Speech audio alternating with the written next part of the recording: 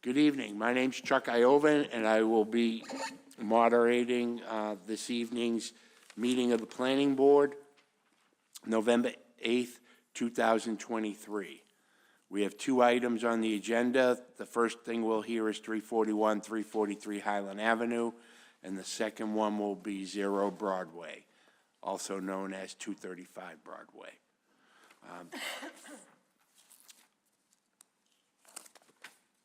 For those in attendance, under the provisions of the open meeting law, attendees are informed that this meeting may be recorded by Urban Media Arts, formerly MATV. I have not been notified that any other video or audio recording of this meeting will occur. The next thing we will do is we will do our roll call, starting with Ronnie Verma. Ronnie Raj Verma, Planning Board. Lassie, Planning Board. Diane Shuha, Planning Board. Chuck Iovan, Planning Board. Eric McCush, Planning Board. Pat Hayes, Planning Board. Eric Henry, Planning Board. Henry Susi, Planning Board. Stephanie Stone, Planning Board. Very good. We have an item that was tabled, and we're going to take it off the table. So Diane doesn't need to read the notice. She'll read the notice to reopen the hearing. Okay. Diane, if you could reread the notice to reopen the hearing, please. Okay. The Malden Planning Board will hold a public hearing in the Herbert L. Jackson Council Chamber, Malden City Hall, 215 Pleasant Street, Malden, Mass. At 7 p.m.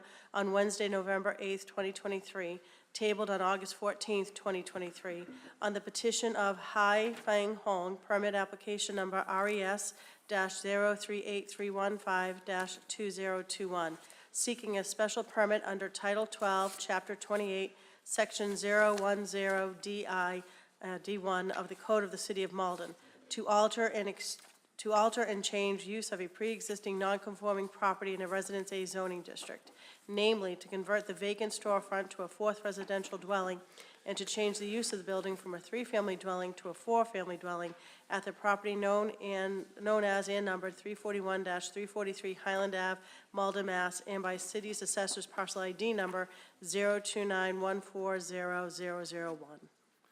Thank you, Diane. And if I could remind everyone, if you speak at the podium, please give us your name and residential address for the record, and please sign the clipboard there so we have the correct spelling of your name and address. Thank you. I see the attorneys present. Counselor? Good evening, Chairman, members of the board. Attorney Patrick McDonald with offices at 479 Eastern Avenue, representing the petitioner in this matter, Mrs. Hai Fang Huang.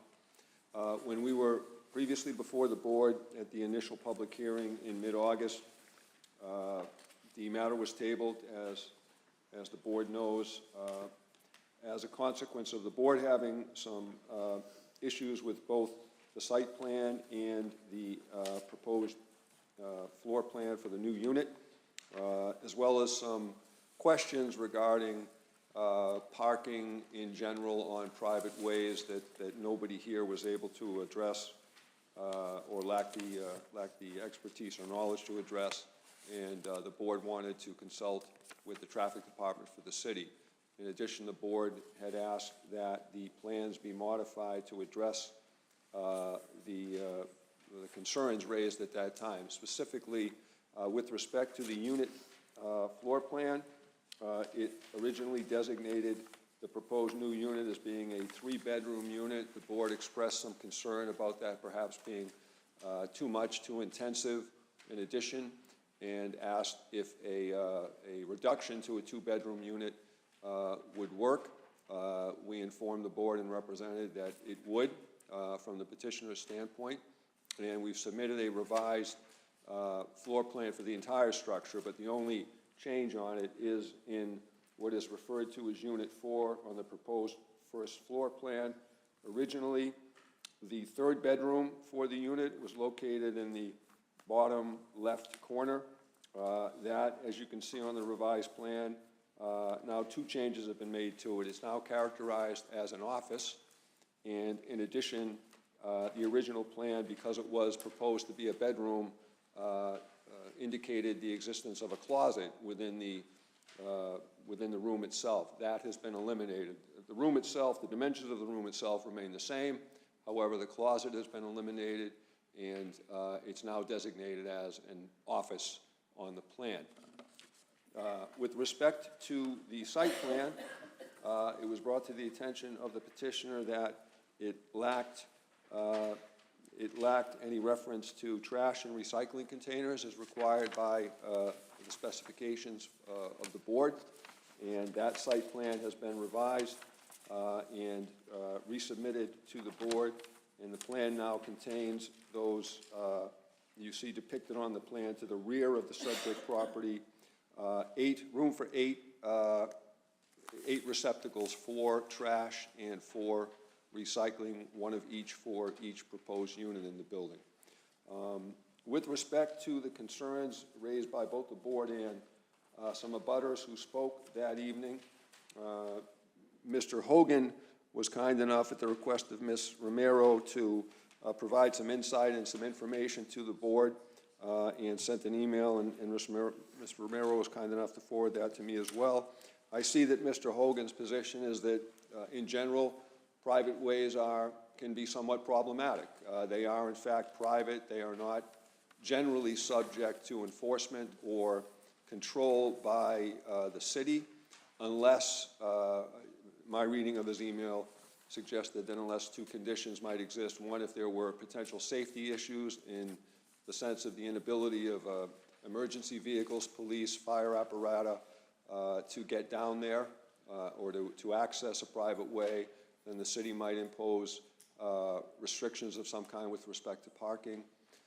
And that also, if the intersection was such that it was deemed to be extremely dangerous or difficult, that they might employ signage to address parking close to the corner and that sort of thing. However, Mr. Hogan, at least based on his email, did not indicate that Russell Court, which is the private way that abuts the subject property to the south, constituted either of those particular issues. It was not particularly small or narrow and did not pose a particular risk or risk to safety. And with respect to putting a potential no parking here to corner sign somewhere at the end of Russell Court or near the end of Russell Court, he indicated that generally the city is disinclined to do that, except in what he termed an extreme circumstance, and that Russell Court was not one of those, at least at this point in time. In addition, the petitioner had placed on the subject property some signage, some no parking signs, and had, I believe, painted parking spaces next to the structure, giving the impression that those were the exclusive property of that particular structure. And they had no right to do that, quite frankly. It's a private way, and any party who owns land abutting that private way owns to the center line, and all parties who abut the land have equal rights to both access and parking on it. And the board instructed us to remove anything that indicated or suggested that those parking spaces were somehow the exclusive right of this property, 341, 343 Highland Ave. The petitioner has done that. The signage has been removed from the building at this point in time, and they haven't removed the white paint. I asked my client specifically what they did, and I guess because it was paint on asphalt, that's not particularly easily removed, but they have covered it and darkened it, so you no longer see what looked to be designated parking spaces that might be exclusively for the property at 341, 343. There's nothing there anymore to suggest that those parking spaces belong or are for the exclusive use of anybody. That area of the court is available for parking to any and all parties in general, but certainly any and all other residents of the court itself. We hope that what's been done addressed to the satisfaction of the board the concerns that were raised. We acknowledge that this is not a perfect situation.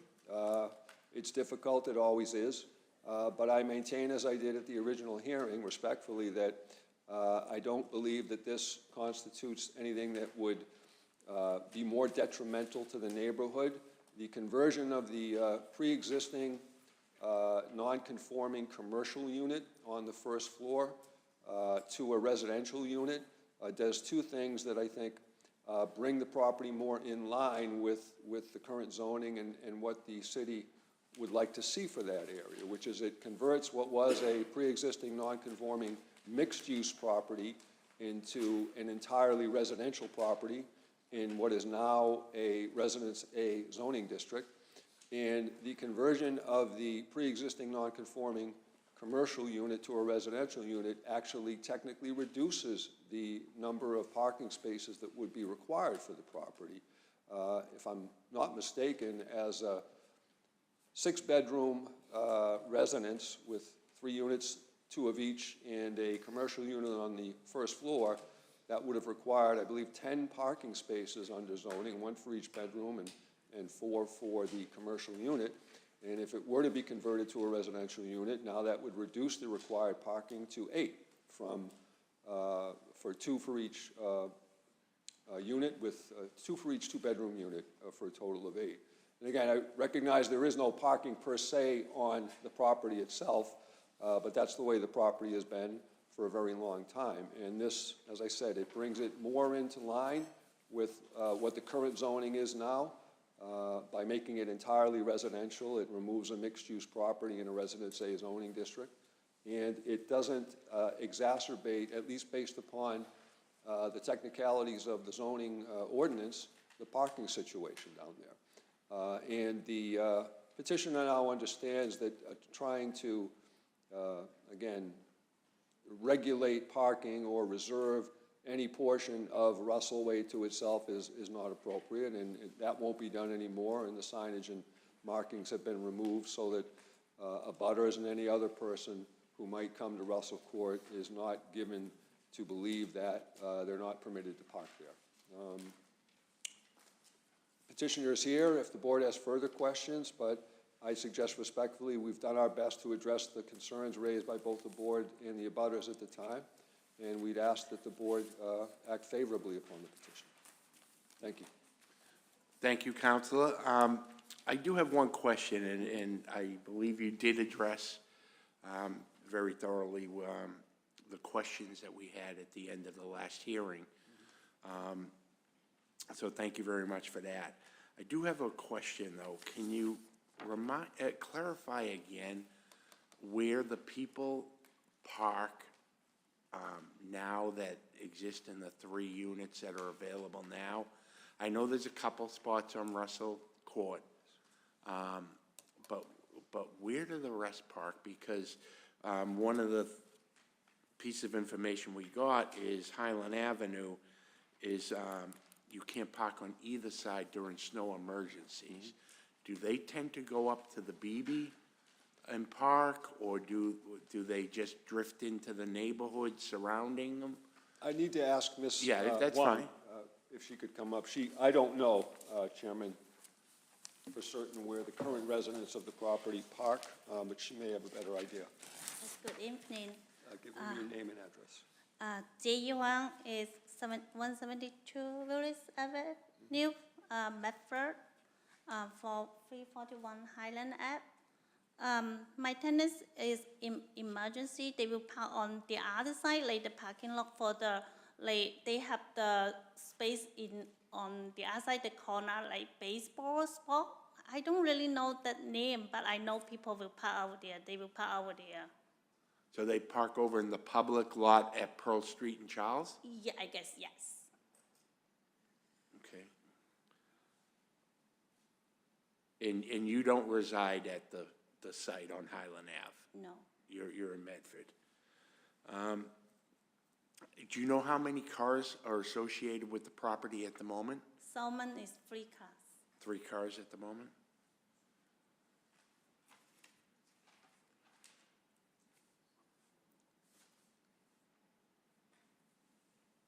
Okay, does anyone have any other questions for the petitioner?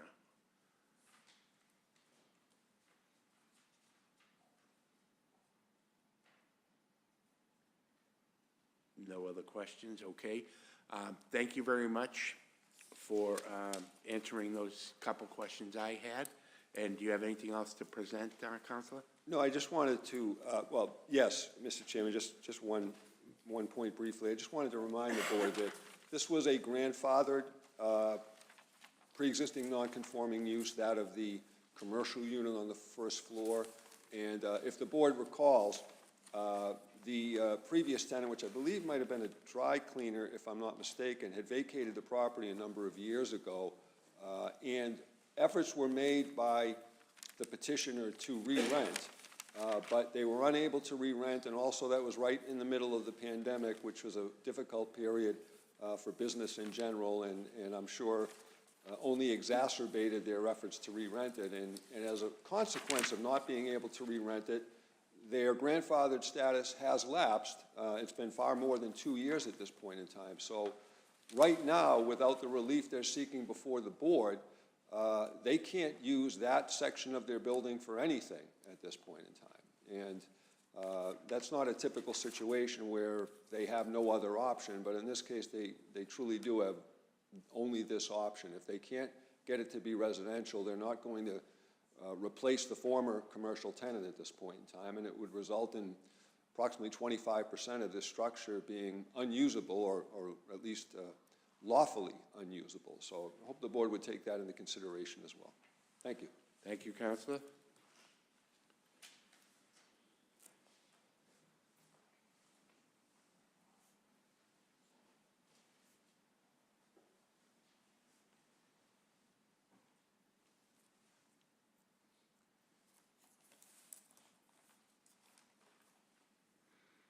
Okay, at this time, I'd like to ask if there is anyone that would like to speak in favor of this petition.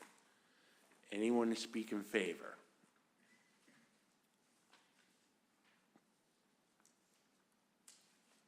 No one in favor? Michelle, do you have anything to read in favor? No, Oh, I'm sorry, should I be asking Diane? either, but there's Okay. nothing. Is there nothing to be read in favor?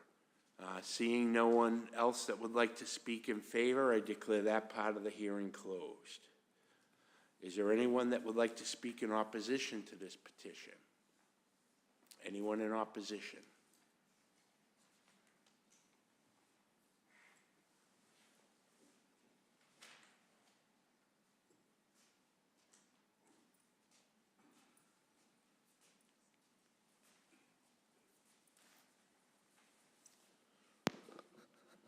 Thank you, Mr. Chairman. My name's Paul Condon. I'm the counselor from Ward 2. I just became aware of this situation about 2 nights ago, but I'm just hoping something can be worked out. I don't think the neighbors are totally against it, but they'd like to be able to get to another board to try to work something out between the petitioner and themselves. I believe that there's probably more than 3 cars in those 3 units.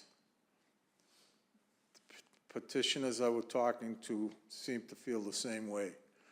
But I don't know if it can get worked out through the Traffic Commission. But if it could, if we could give the neighbors on Russell Court some sort of option that if the parking spots are all taken, then they can go down to Russell Street possibly with restricted parking, and possibly park their cars on Russell Street.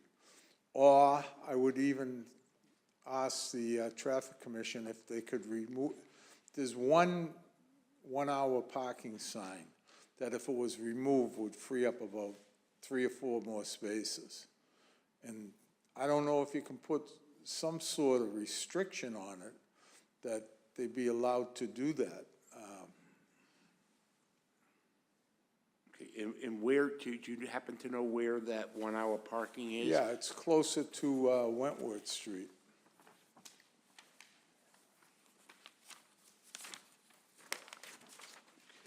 Problem is, I know they don't like to pick spots and do like a spot zoning type thing, but in this case,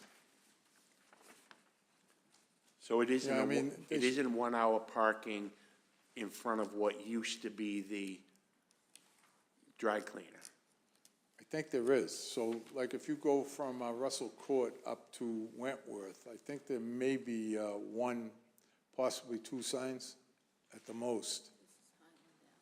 Yep.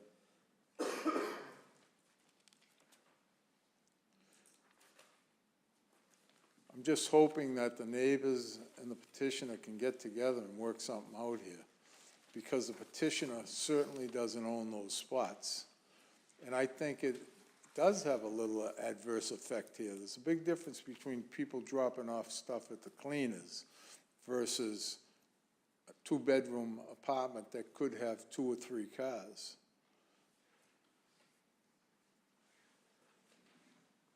Certainly 2 cars anyways. Yeah, no, and I'm not picturing that far down, where the 1 hour parking is at the moment. You can't see the signs there No, 'cause- after the cleaners? but it was down further towards Wentworth, not like right in front of the Then it's just after the property, cleaners. right, it's just Yeah. after, so. Just it's after the cleaners, that if that sign was taken down, then again, you run the risk of MBTA parkers Yeah. sliding in there, but they may not with the other 1 hour signs. They removed some 2 hour parking signs over by Dankers. There were some 2 hour parking signs that were just killing the neighbors down there. Right. And I got them to remove a few of those 2 hour parking signs. So I was hoping that, have a chance to work it out. Oh, so it is right in front. Looks like I'm just looking in the GIS, Mr. Chair, and it looks like there's no parking during street sweeping and a 1 hour parking 7 AM to 7 PM right in front of 347, 349 Highland, which is the house to the left of the storefront. Okay, and there were no other storefronts there, so it was probably there for the cleaning company? I think, Right. I mean, I don't know, I don't see any other signs. These are residential, so. What's that address? 347, Oh, it's right, okay, 349. it's on the building up. northerly side. yeah, it's the next building up. A house, looks like a two-family house. That would free up about, A few spots. yeah. Well, I think that's definitely something that should be pursued with the traffic commission, and that might provide some relief to the neighbors. That's not under our authority to control at the moment, so, we'll talk with Michelle and see if we can make it part of the condition, or if it's just something that has to happen afterwards. I'm on the traffic commission, so I can bring it. If we can't make it a condition, I can certainly raise it for the next traffic commission meeting. Could you put any kind of condition on it that they abide by those decision by the traffic commission? Well, we'll check with Yeah. Michelle when we get to Okay. that, to see what we can do for that. All right, thank you. Okay? But is there anything else that you'd like to share? Not really. No. I just hope they can work it out because, you know, they're all neighbors. And Right. there's got to be some sort of happy medium here. Yeah, it seems a little unreasonable to think people are going down to Pearl and Charles to park in the public lot. The BBs That's would appear because to be we haven't closer. gone after them. Oh. Usually it's the people in the neighborhood that have parking spots down there, Right. you know? And if the snow's bad enough, it's difficult to get your car out of there, so. Okay. But yeah, and I'm not sure, I know we've had several things come up before us at traffic about doing the spot residential parking, and the feeling of the board has been, we really want to try to avoid doing this street and then having the next street come in looking for it, and cascading that way and would rather see a program across the city for residential parking across the city address these types of issues rather than just tweaking different areas as concerns come up. Even if they made Russell Court residential parking, that would give them an option of maybe going to Russell Street or Wentworth Street. Yeah, no, we need to look at that from a traffic commission perspective and look at the surrounding areas, but it's certainly something we can look at. I just am not sure. I feel more confident that we can remove the 1 hour sign than I do that we can include Russell Court in the residential parking program. Would the petitioner agree to have that building 341 park in those spots if we remove the 1 hour parking? Use those spots? It's a public street, so Yeah, no, I anyone know. can go in there. As you Right. said, could be people on the bus or, whatever. We couldn't restrict it to this property because it's a public way. But we certainly would encourage them to advise their people to do that, Yeah, but, all right, okay. thank you. Well, thank you very much, Yep. Counselor.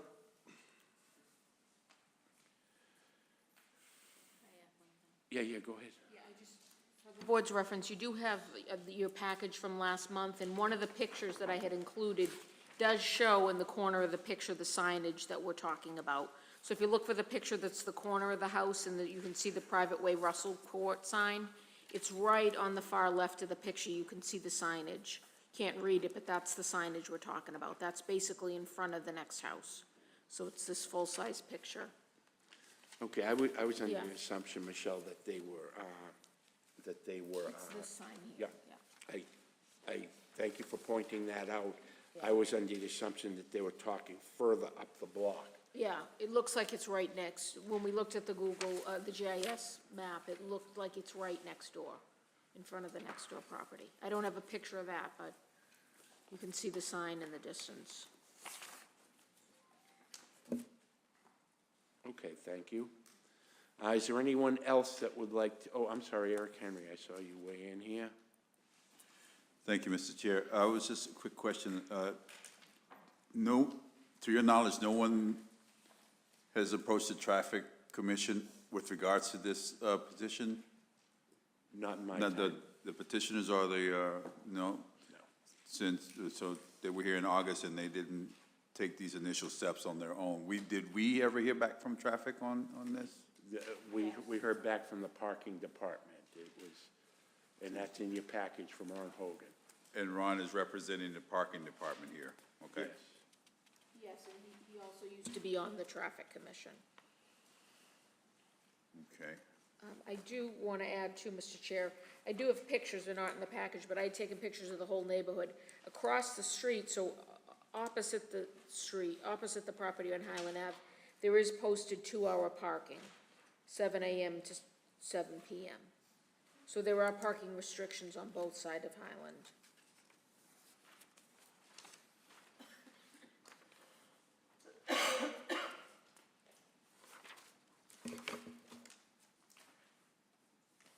Okay, thank you.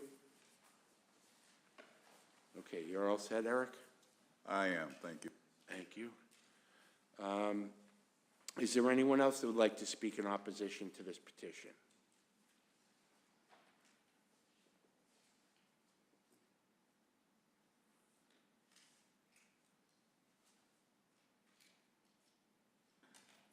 Anyone else? Is there anything to read in opposition, Michelle or Diane? Yes, and you all have a copy of it as well. Very good, Diane. Okay. I have a letter dated November 8th, 2023. It's addressed to the City of Malden, Malden Planning Board. It's regarding objection to permit application number RES-038315-2021 to alter and change the use of a pre-existing non-conforming property in the Residence A zoning district at the property known as and numbered 341-343 Highland Ave, Malden, Mass. 02148. Dear board members, I, Jean Ling Kwong, at 19 Russell Court, and Pauline and Thomas Liu at 313 Russell Court respectfully request the board to reject Hai Feng Hong's request for a permit to convert 341-343 Highland Ave into a four-family property. If the permit is granted, the conversion will be worsening congestion and increasing parking violations. We are asking the board to keep the existing commercial space at 341-343 Highland Ave as is. There are plenty of apartments built in Malden. Adding new apartment will increase parking congestion because occupants will have cars and need parking space. On the other hand, when it is a commercial space, the customers will come and go in minutes. During normal business hours, there are plenty of parking spaces available on Highland Ave. Therefore, all day and every day, when friends and family come to visit us, there will be available parking spaces for them to park. This will benefit not only to us, but for the neighbors as well. The other issue is we are asking the city to install parking signage like no parking here to corner on Highland Ave and Russell Street and near Russell Court, so residents who lives on Highland Ave and Russell Court won't park their car too close to the street corner, subsequently making it extremely difficult for people to turn into Russell Court. The no parking here to corner will be served reminding people that you are not supposed to park too close to any street corner for safety impact. The city does have regulations for parking within intersections. Russell Court is a narrow asphalt road connecting Highland Ave and Russell Street. We consider Russell Court to be a typical private way where parking on one side is okay and allows emergency and weekly garbage truck access, but with not a lot of room for error. A letter and picture attached. Submitted to the board on August 14, 2023, had indicated a traffic pole at the corner of 341-343 Highland Ave was removed and hasn't been replaced with a new pole and a new traffic sign. Without traffic signage posted, people ignore parking violations. We are looking forward to the Traffic Commission who could address the issue as part of planning. In conclusion, we respectfully ask that the board to reject the permit for a four-family home because the addition of more people will worsen parking and traffic with more cars. Thank you for your attention to these matters. Sincerely, Pauline and Thomas Liu, 13 Russell Court, Malden, and Zhang Ling Kwong, 19 Russell Court, Malden. Thank you very much, Diane.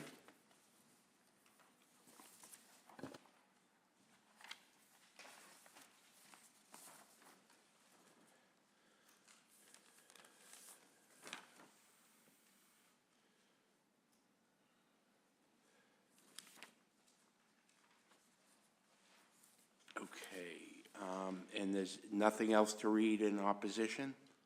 No. And no one else to speak in opposition? Seeing and hearing none, declare that part of the hearing closed. Michelle, could you take us through your supplement to the staff report? Yes, I also want to note, I don't necessarily have to read it into the record, but there is another correspondence we received dated August 23rd, 2023, an email, and also August 17th, 2023, another email. Both of those are from Ronald B. Hogan, Chief Strategy Innovation Officer, who is also the Director of the Parking Department, and as I mentioned, formerly member of the Traffic Commission. Do you want me to read those, or Diane to read those, or just, I'll reference them? Just reference them, Okay, please. so those are referenced into the record. So, as you heard and you're aware, the board did table the public hearing for certain reasons to allow the following: to obtain the information from Traffic Commission of the Parking Department regarding parking restrictions, parking enforcement, signage in private ways, to allow the petitioner to revise the floor plan, to convert the property to 2 bedrooms, and to revise the site plan to show the trash storage. So we received the information, the emails I just mentioned. I also included the City of Malden parking regulations information sheet in your package. You also have the site plan and revised floor plan that the petitioner represented, having submitted. You have copies of those. So the petition has been modified to propose the 4th new unit to have 2 bedrooms and an office, and trash and recycling bins will be stored in the rear yard near the building as depicted in the revised site plan. Giving you a summary here of the parking information, which we've heard already, most of this from the petitioner, that the city does regulate parking on a private way to the extent it impacts safety. Designation of a private way as a fire lane prevents all parking. Parking on a private way is not considered specific to a property because a resident installs signs and markings. For the past few years, there has not been a no parking here to corner signage at Russell Court. Installation of signage at the intersection would only be done in extreme circumstances, high volumes, enforcement not working, complaints, and that city regulations prohibit parking on either side of Highland Ave during snow emergencies. So the recommendation, did I read the other recommendation? Does anybody remember if we ran through the staff report? Okay, so we did, I already read that, so what I was just reading. Could you read it again, please? Okay. Okay, so I was just reading from the planning report and recommendation supplemented dated November 8th, 2023. And what I was talking about was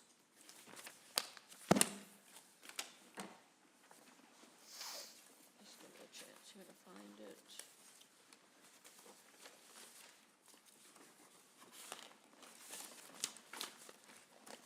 There was, that's a supplement to the planning report and recommendation dated August 14th, 2023. I won't read it verbatim into the record, but it's incorporated herein by reference to the record. Heard about the proposal, how it's been modified. The property is located in the Residence A zoning district. Three-family is prohibited in the zoning district. It was legalized by special permit in 1985. The dry cleaner was allowed by variance granted in 1966. That retail services use was also legalized by the special permit granted in 1985. The storefront has been vacant since 2018. The nonconforming use is considered to have lapsed for non-use for more than 2 years. The proposed four-family dwelling is prohibited in this district. It may be allowed by special permit as a residential conversion of a nonconforming property. The direct abutters to the north and east are two-family dwellings. To the south, on the other side of Russell Court, a two-family dwelling. To the west, on the other side of Highland Ave, a multifamily dwelling, a mixed-use building with single-family dwelling, retail services, and general offices, and surrounding land uses are residential and institutional. In terms of dimensional controls, the existing building grossly violates all dimensional controls except height. It is considered pre-existing non-conforming.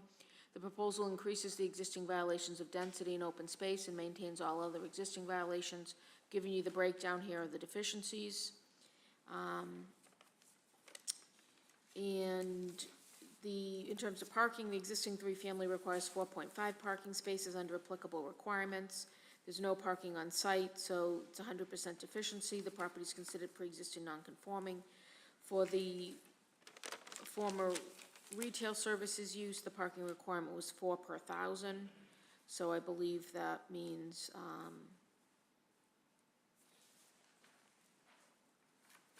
I guess I didn't do this, so the storefront is 13. So 5 spaces would be required for the existing storefront. Under the current regulations, the proposed four-family dwelling with now 8 bedrooms, not 9, requires 1 space per bedroom, so it will require a total of 8 spaces. As I mentioned, there's no proposed parking on site, so the proposal maintains 100% deficiency. Adjacent to the property, on-street parking is allowed on both sides of Highland Ave. It's restricted by posted signage. And so the finding you must make to grant a special permit is that the proposal is not more detrimental to the neighborhood. So if you were to make that finding, the recommendation, and I'm reading from the revised and additional conditions in the supplement, the recommendations to any special permit that you might grant would be 1, all development shall be as per plans except as modified by these conditions.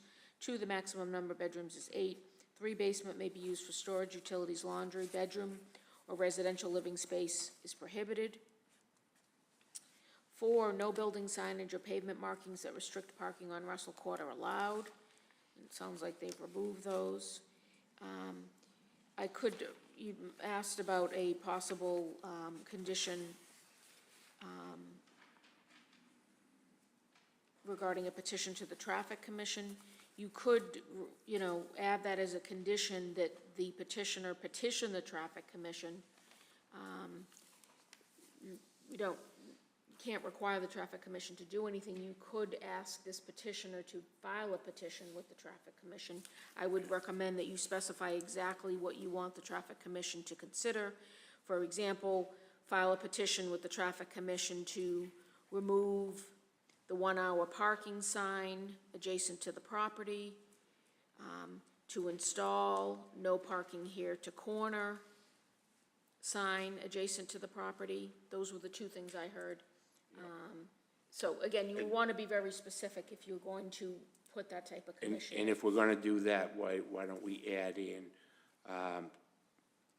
request inclusion in the residential parking program? Okay, so condition 5, petition traffic commission 2, and these would be the 3 things. 1, remove the 1-hour parking sign adjacent to the property. 2, install no parking here to corner adjacent to the property. And 3, request inclusion in residential parking program. Yes. And that would be 3. 3 parts to condition 5. Right.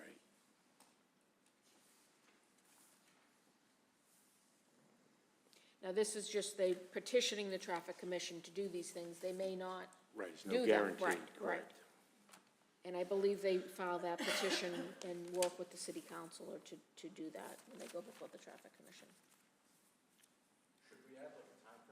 Well, hold on a second, Ron. Go ahead. Should we add some kind of time parameter for them to at least like file to meet with the traffic commission, so that way it's not just open-ended, they can do it in 1 year or 5 years? Should we put request to meet traffic commission within 90 days, so at least they get the ball rolling? Yeah, I mean, you certainly can put a time frame in. How these conditions typically go are, the enforcement is when they're going to obtain an occupancy permit. So they'd have that whole window during construction until they actually go to obtain the occupancy permit. So that could be, you know, I don't know how long out, I don't remember how long they said the construction would take, but if you wanted to put within 90 days of the granting of the special permit, or within 30 days, or whatever, you could put that. I would suggest you tie it to the date of the granting of the special permit, because that will be tonight, so it will be so much time from tonight, as opposed to an unknown future date. That would depend on how quickly they do the construction and pursue occupancy.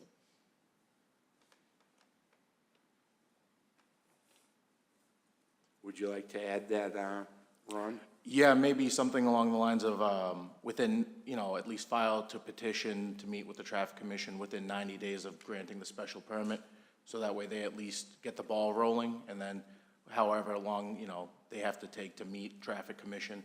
That way, you know, we're not just kind of hoping that they get in front of them before the end of the construction phase. Thank you, Ron.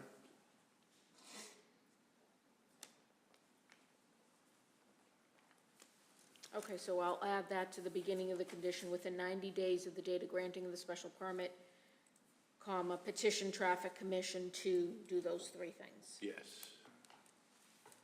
Remove the sign, install the sign, and request inclusion. Okay, are you all set, Ron? Yes, thank you. Eric Henry.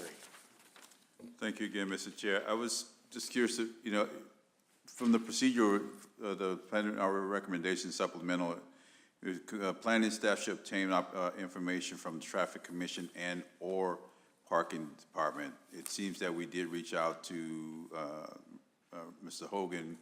I don't know if it's in its capacity as its parking department, but it seems that we chose the R part as opposed to receiving information from the traffic commission and the parking department. And now we're putting this onus on the petitioners to, and the ward council to go back and to go to the traffic commission when I think this could have been a little bit more clear to us at this point had we received the and comments from the traffic commission and the parking department.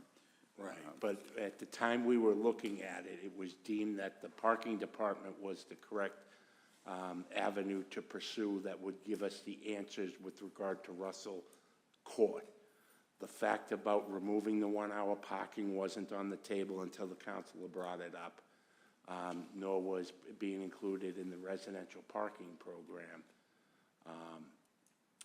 So a couple of those issues that we're now asking them to go to traffic for weren't on the table back when we had originally heard the hearing in August. So I don't agree that it was not efficiently executed. Understanding your position on that and your feelings on that, I do have mine as well, and I feel that we, since we put the "and" there's a reason why. I'm still not understanding why we said traffic commission and the parking, and we did not pursue information from the traffic commission prior to this getting before us. It's been noted, and let me move on if I could, it's also been noted that there are plenty of apartment buildings and apartments in Malden. I would take onus with that. And I also, with regards to this parking on private ways, from Mr. Hogan, suggestion that, thank you, sir, that in generally Russell Code is typical of private ways where parking on one side is okay and allows emergency access, but with not a lot of room for error like most private ways. Who determines which side is the correct side to park? I don't know. So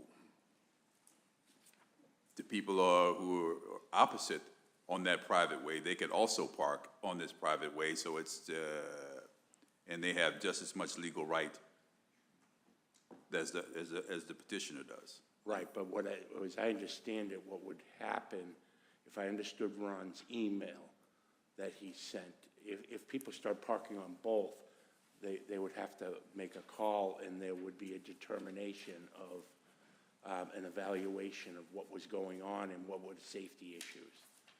That's how I understood it. You may be asking a different question, I don't know. The question, the original question still remains. This is a private way, and from my understanding, the owners have, quote unquote, they own to the middle of the street, so there's nothing to preclude someone from parking on either side on their property.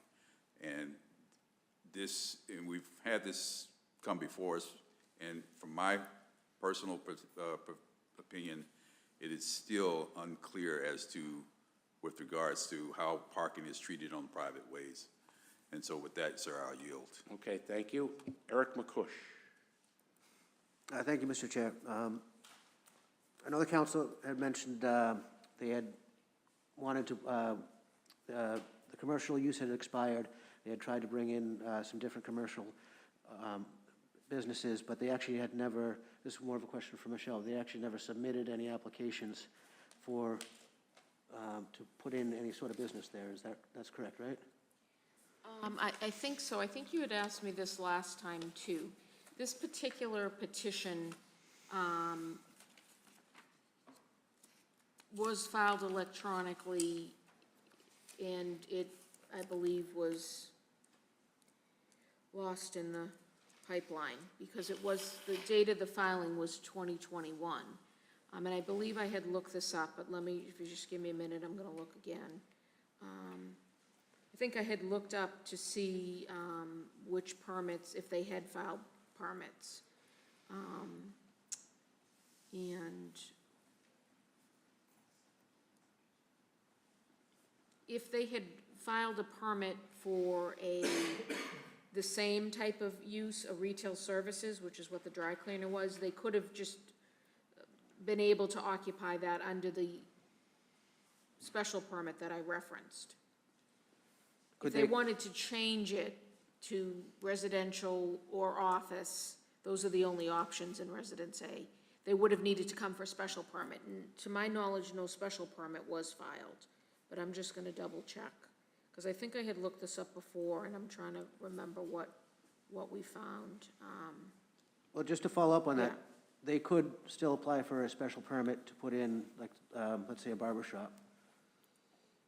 Right, that special permit, excuse Like, the me. place doesn't have yeah. to stay vacant forever. They Right, could get a special permit to put in commercial usage again. Yes, I believe so, because it's a pre-existing non-conforming. I believe under that same section that they came in under, 1228, what they're referencing is that non-conforming status expired, so that expired for the use.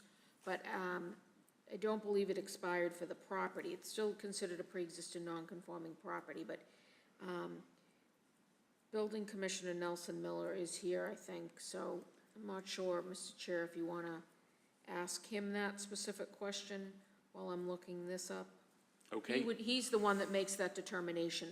What is, he's the zoning enforcement officer. Building Commissioner Miller, if you could come up and address that point that for us, property. that Mr. Yeah. Member McCush had.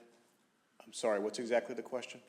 Could the petitioner apply for a special permit to put a commercial property back into the first floor unit that's now vacant where their commercial Today? usage today? No. Okay, So it's lost, any grandfathered uses that it may have had have been lost. So it reverts back to its base zoning. So there would be no special permit they could apply for. There are some business uses which are allowed in Residence A. Daycare, hospital, funeral parlor, a couple others that I'm forgetting. School, So- church. Yeah. Church, yeah, educational. So those uses, they could apply for an occupancy, and we could grant that, provided there weren't any variances required for things like parking, which obviously there would be. okay. But there's no special permits to be So pursued. essentially, the only thing they can do with this is make it residential. Exactly, yeah. Okay, thank Yep. you. That answers all my questions. Thank you. Mr. Miller? Now, I think they could, you see, this was Occupy Retail Sales. There was a 2021 permit. But I don't, that wouldn't have been allowed. Sales wasn't an option. It would be services or offices, so that might be why that never moved forward. But I think the other option might be they could expand the existing residential use. So it's a three-family, and it would be a three-family, but it would be one of the units would be expanded. But I think they would probably need a special permit to do that as well.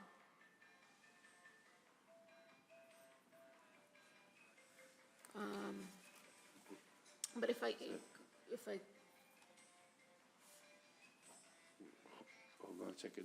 If you could silence your phone, please. Thank you. Whoever's was if I making that noise. Thank you. could, Mr. Chair, I just wanted to note, you do have your, in the package, I believe I gave you the entire email. So when I originally, the board did discuss whether Traffic Commission could provide information to address the issues, traffic and/or parking department. So I specifically wrote and asked the Director of Parking if he could provide any information regarding parking restrictions and parking enforcement on private ways, which would come under his department, including the provisions of 10.16.070, regulation of parking on private ways. So there is a city ordinance that regulates this. So I specifically wrote exactly what you had stated at the hearing, and what the issues were raised at the hearing. So that's what I asked him. Based on his response, I understood I thought it was a comprehensive response. He was familiar with the laws, the parking enforcement, the restrictions, and I did make, the decision not to try to appear before the Traffic Commission to ask the same question, since I believe we had gotten sufficient answers from the parking department. That was my decision. No, that's fine. So, I just wanted to No, I believe we No, I wanted addressed just it to let the fully. board know that it wasn't, if I didn't think you had enough, if I didn't think we received enough information from one department, I would have pursued it.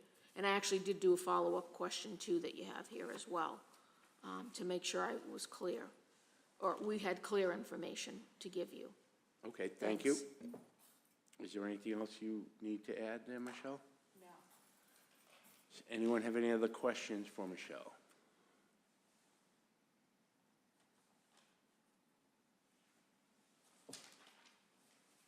If there are no other questions, is there a motion? Eric McCush. Thank you, Mr. Chair. I'd like to make a motion to grant the special permit with the, is it 5 conditions with Ronnie's on the top? Yes. With the 5 conditions listed. Okay, Eric's made a motion. Henry Susi. I'll second that motion. Thank you. So Eric's made a motion to grant with the 5 conditions. Henry's Susie's approved it, has seconded it. So give me a second to get ahead of it. And Michelle, if you could take the roll call vote.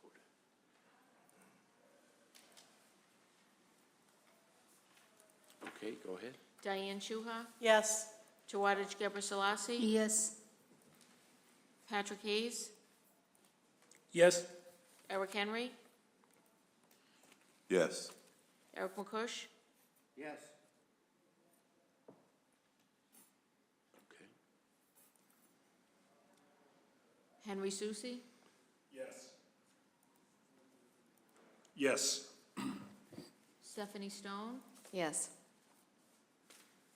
Ronnie Raj Verma, Yes. Chuck Ioven.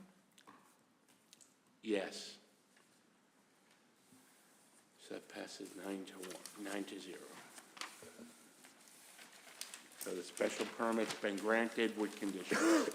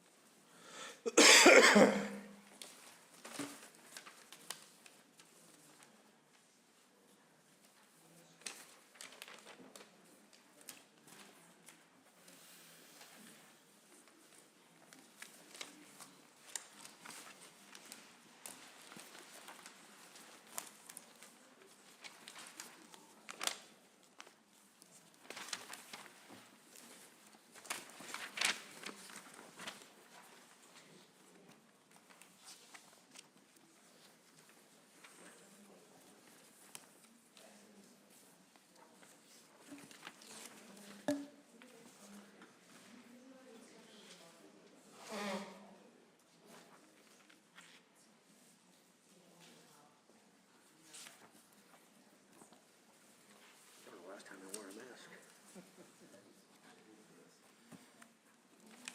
I don't miss them. I like that.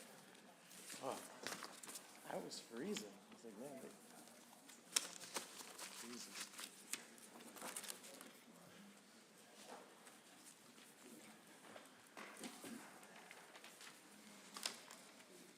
Okay, let me clear this up a little. You all set? Yeah, no, I was gonna give you the list to read the names. I didn't know if that would help you to.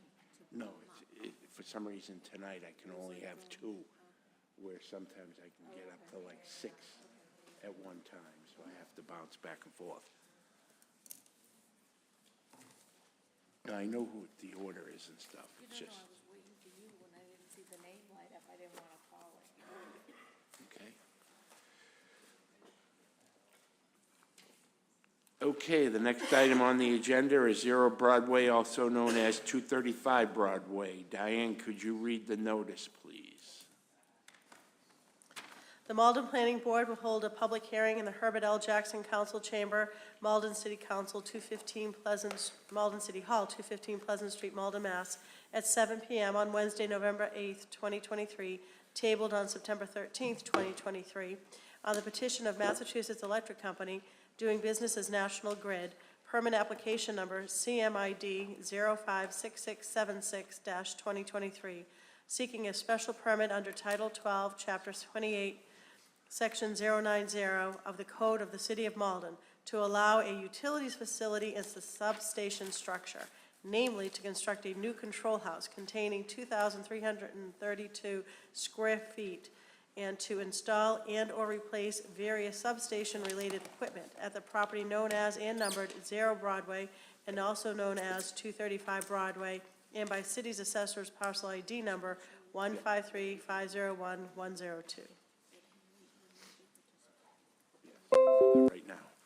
I'd like to make an announcement that Henry Susi was not in attendance the original hearing, so he will not be participating in this hearing.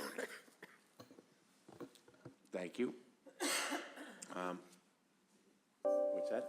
Asking if he's asking permission to connect, I guess he's already. I don't know what he's doing. I see the council is here. Yes. Good evening, Mr. Chair, members of the board. Yes. What is it So that you're, for the record, my name is Joshua Lee Smith. I'm just setting up as the, okay, so you're requesting permission to access I do the request permission, presentation. yes, Mr. Okay, Chair. thank you. Go ahead, do what you need to. Okay, excellent. And will, I assume the screen will come down as well? We have a slide Can we deck. do that? Yep, I'm gonna do that. I Yeah. was waiting for you to do that, so.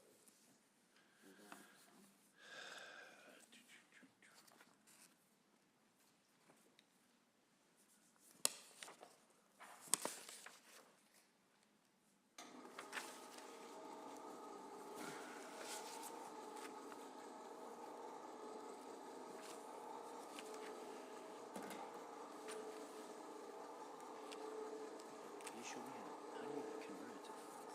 How does it look like that?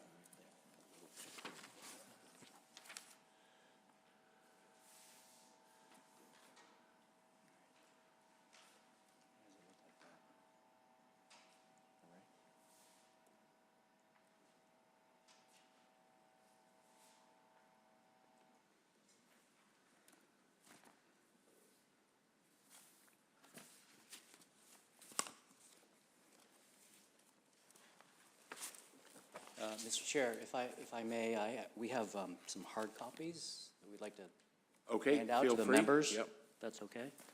that's fine, thank you.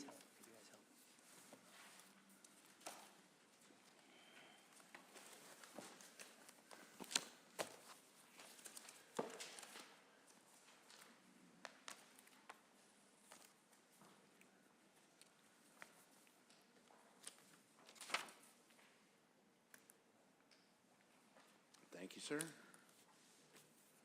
Thank you.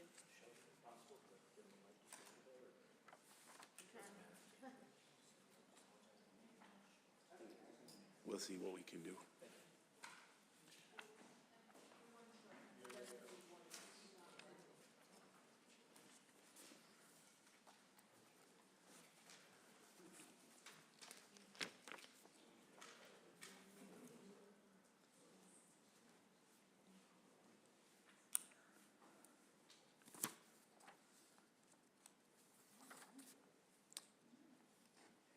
Thank you, Michelle. We all set, Mr. Chair? Yes, go ahead, proceed Okay. with your update. Great. No, I can't see, but I can. So again, for the record, my name is Joshua Lee Smith. I'm outside counsel for National Grid. The petitioner specifically is Massachusetts Electric Company. We came before this board back on September 13th, requesting as part of our application for a special permit in connection with certain upgrades to an existing substation located off of Broadway, 235 Broadway in the city. With me this evening are various representatives of the company who are here to, some of whom are here to present, and others who are happy to answer any questions that the board or the public may have. We've got a brief slide deck. Mostly, we're not going to rehash the whole thing as we did last time in terms of some of the need, the purpose of the project, but we do want to give a brief recap of the project scope since it's been a few weeks, and then go right into some of the requests that the board had at the last meeting.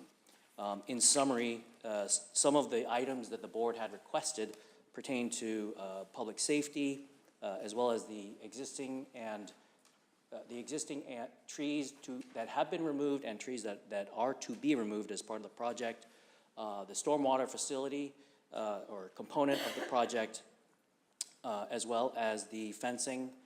There's a screening fence that is proposed as part of this project, in addition to the 9-foot security fence that is also proposed. And as part of that, the board had requested some sightline visual computer-generated simulations, which we have also submitted as a supplement to our application package.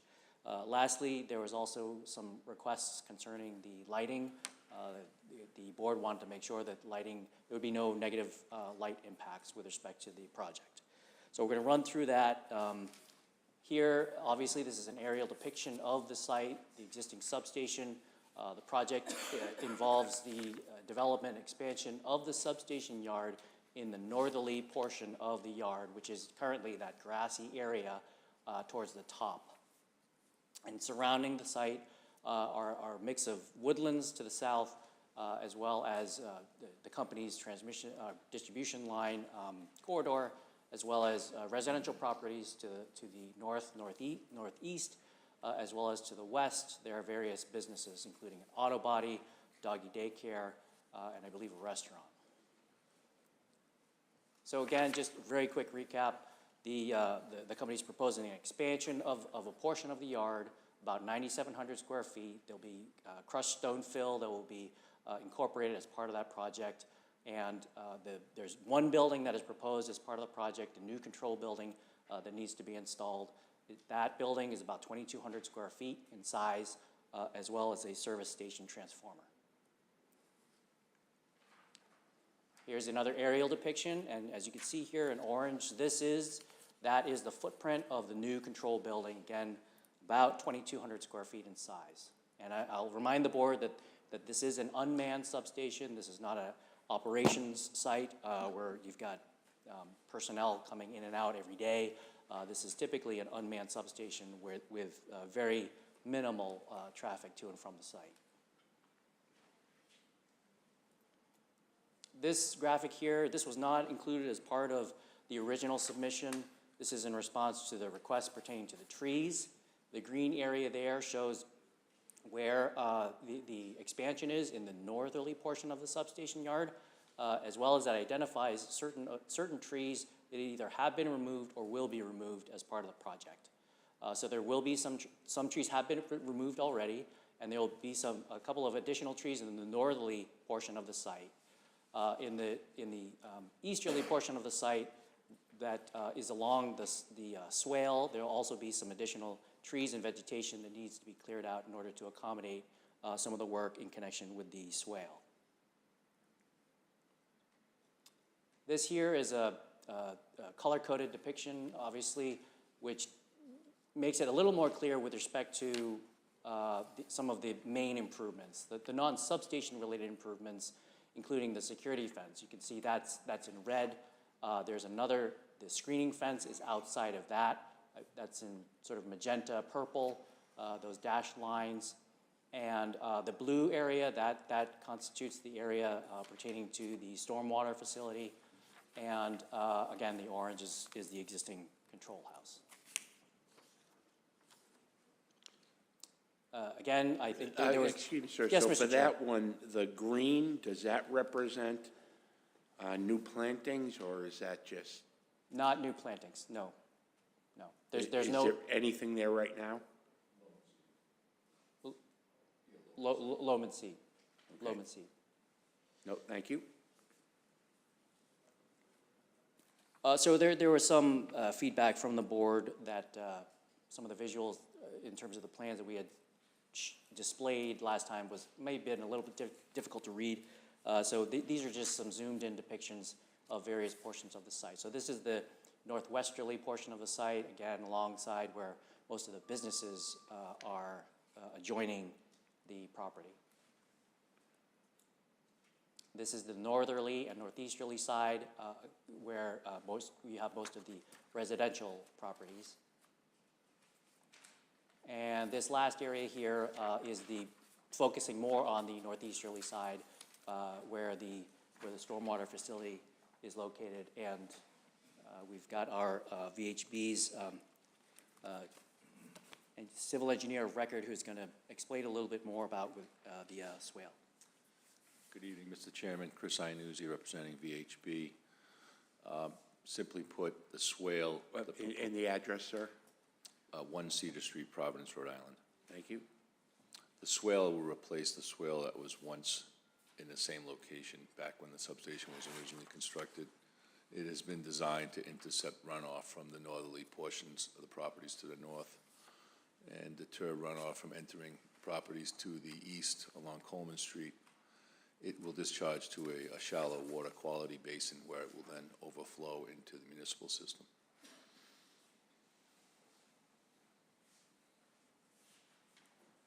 Thank you.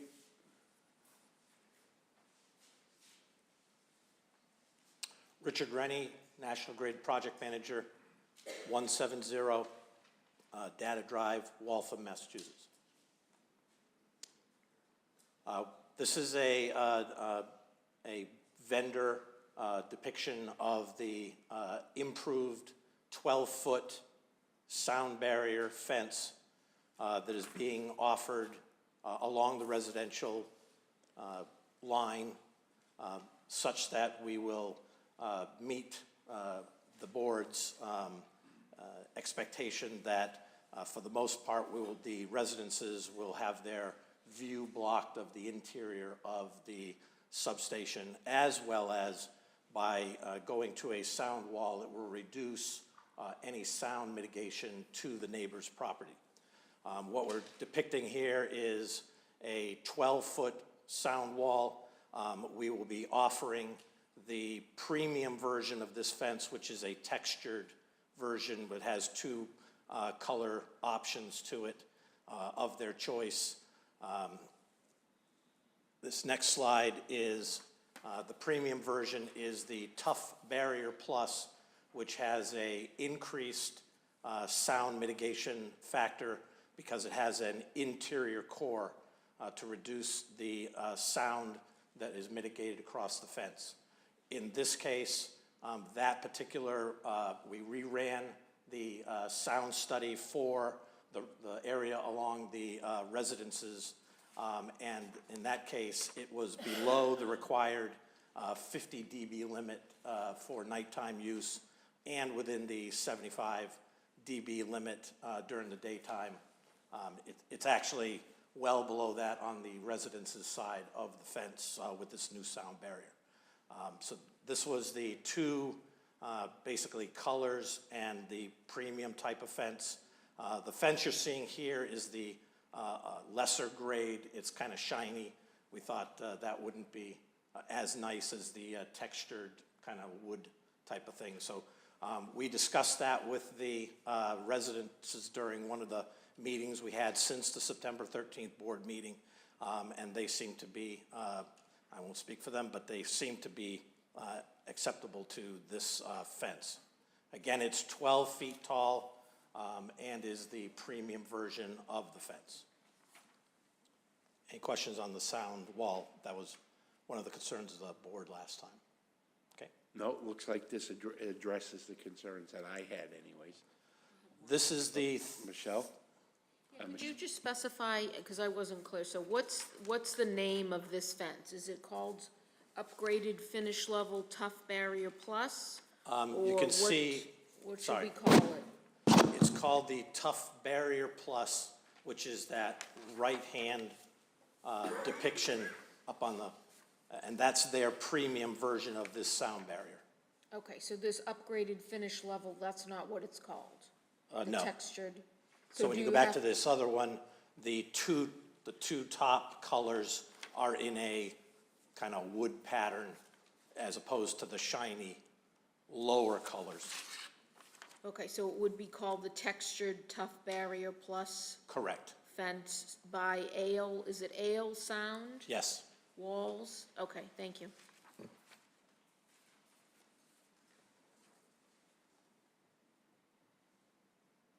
Any other questions there? I'm sorry, hold on, Eric Henry. Okay, you also requested, I'm sorry. Yes, thank you, Mr. Chair. You said about the decibel levels that you measured, what it's currently what it's producing in, We had presented you a, basically a sound study we did with the previous 8-foot tall kind of the high-level residential fence, and that was below the 50 dB, the decibel requirement of the city during the nighttime. This is essentially a factor of 2.5 above that sound mitigation. So We reran the sound analysis, and on the substation side of the fence, everything is below 40, and on the other side, there's various levels below 40, which puts it in spec for the town as a requirement. And these were decibel, nighttime decibel levels you were saying? That's correct. So is there a variation for the daytime decibel levels? Not at this substation. It runs pretty much the same equipment all the time. There are, when we did the sound analysis, there are additional street, basically contributions and things of that nature in the substation from around it. There's the auto body shop runs a compressor at times. The doggy daycare has a lot of dogs barking. But for the substation itself, it basically runs at one level continuously. Thank you. So this is the, what we had done was a 3D model of the entire substation, not just the additional buildings and things. So if you look at the lower kind of landscape version, you will see, and we did one of these from each of the residences' yards all along the northern and eastern side of the substation. So if you take a look at the bottom section, you will see the residence's house, and then you'll see a person standing there. We depicted a 6-foot person, because anything lower will give you less view of into the substation. You can see his sight line going over the screening fence, which is the 12-foot screening fence, and then you'll see the city required 10-foot buffer zone between them, and then there's our 9-foot, basically chain link fence, close loop chain link fence, and the barbed wire on the top. So you can see if you follow his sight line or the person's sight line across, basically they see the 12-foot fence, no security fence, and they go over the top of the new control building. Then basically, if you look up into the right-hand corner, you will see what the person standing there will see looking into the substation yard. The left-hand view is essentially the, basically the slice from the residence's yard into, we had them all look at the control house to make sure that you wouldn't be able to see the top of it. And you see on this particular 911 Coleman Street, the person is standing in the middle of their yard and looking in towards the new control house. And you can see from the right-hand view, they will not be able to see it. The only thing that can be seen are the 30-foot high, 115,000 volt, basically transmission lines that have been there all along. We did meet with the neighbors and some of the ward counselor, and we basically put up a simulation of the wall in the substation parking lot, looking into the substation so that they could actually stand basically where the mannequin is in the depiction, and basically looking up over that fence we put up, and they got to see what they would be looking at inside the substation. So we not only did the simulation, but we also did kind of a mock-up from the invitation to the substation. And I'll just, right now, just go through the other, if it wants to.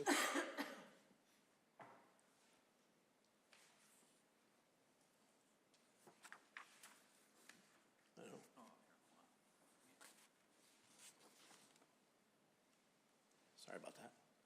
So these are the views from the other residences' viewpoint in their yard. From the simulation we did at the substation, we backed them out to the distance to the road itself, so they got to see not only from the center of their yard, but also out at the road looking into the substation. So, okay. All right, so this is 13 Coleman Street.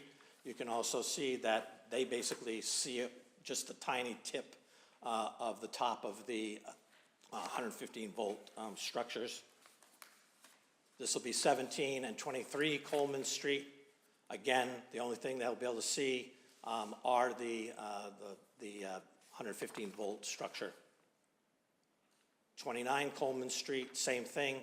And basically, you're looking straight into the, as I said, the new control building. So all they'll see, again, are the very tippy top of the 115-volt structures.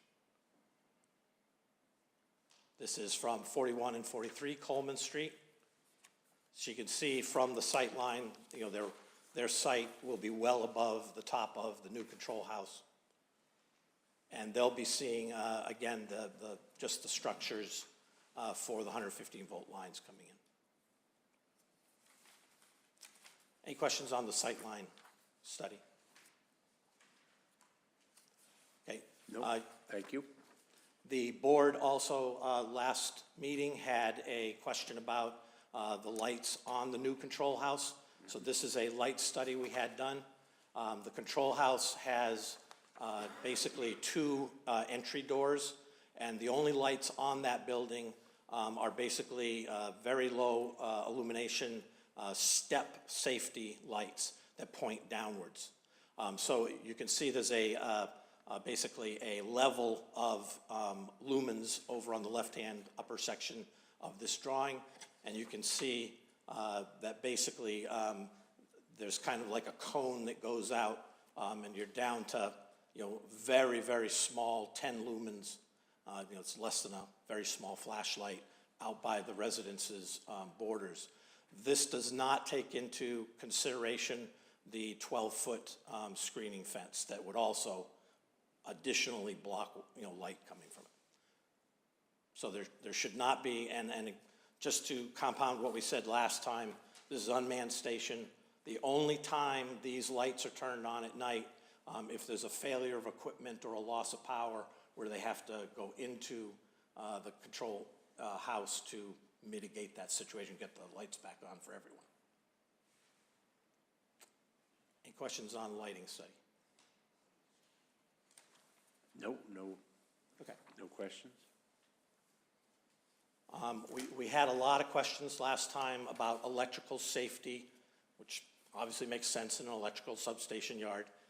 So we had the neighbors come out to the meeting we had at the site. We walked through grounding, explained that on a whiteboard, showed them various things on, you know, how that is done. But I want to cover that in depth, and I'll try to go as fast as I can here so that you get the understanding of why the substation is extremely safe.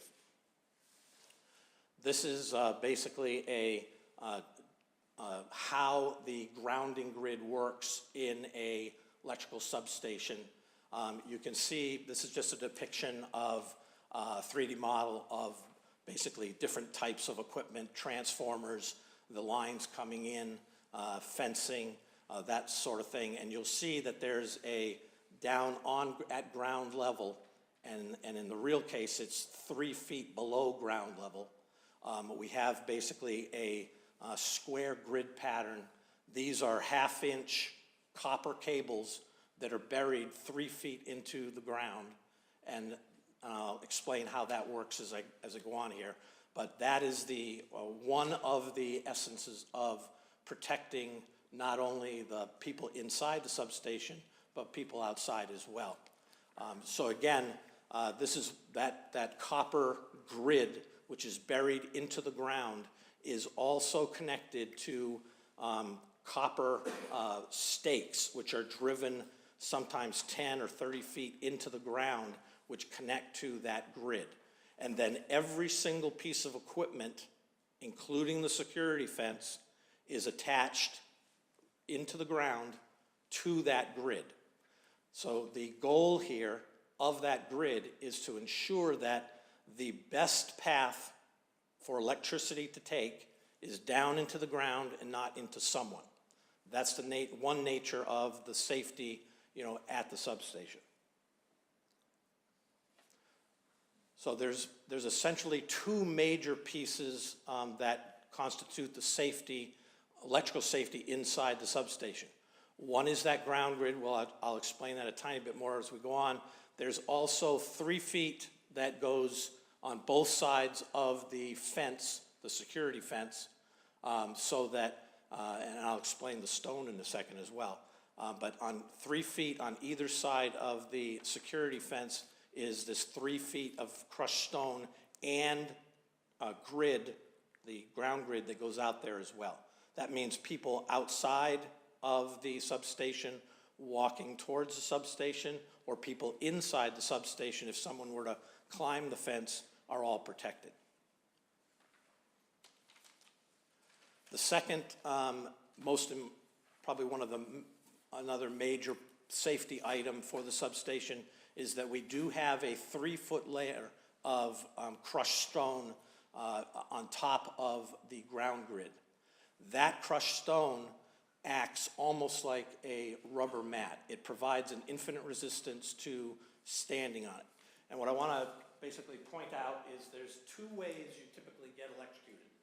One is called touch potential.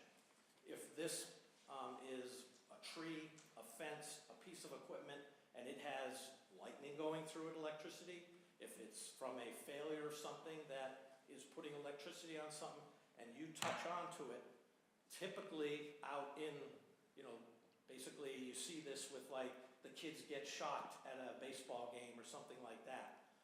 Lightning comes down, energizes a fence or a pole or a tree, person touching the tree, and down to the ground, the dirt, basically electricity goes through their arm, through their heart, down through a leg, and that's when your heart gets stopped. There's also, so that's touch potential. There's also what's called step potential.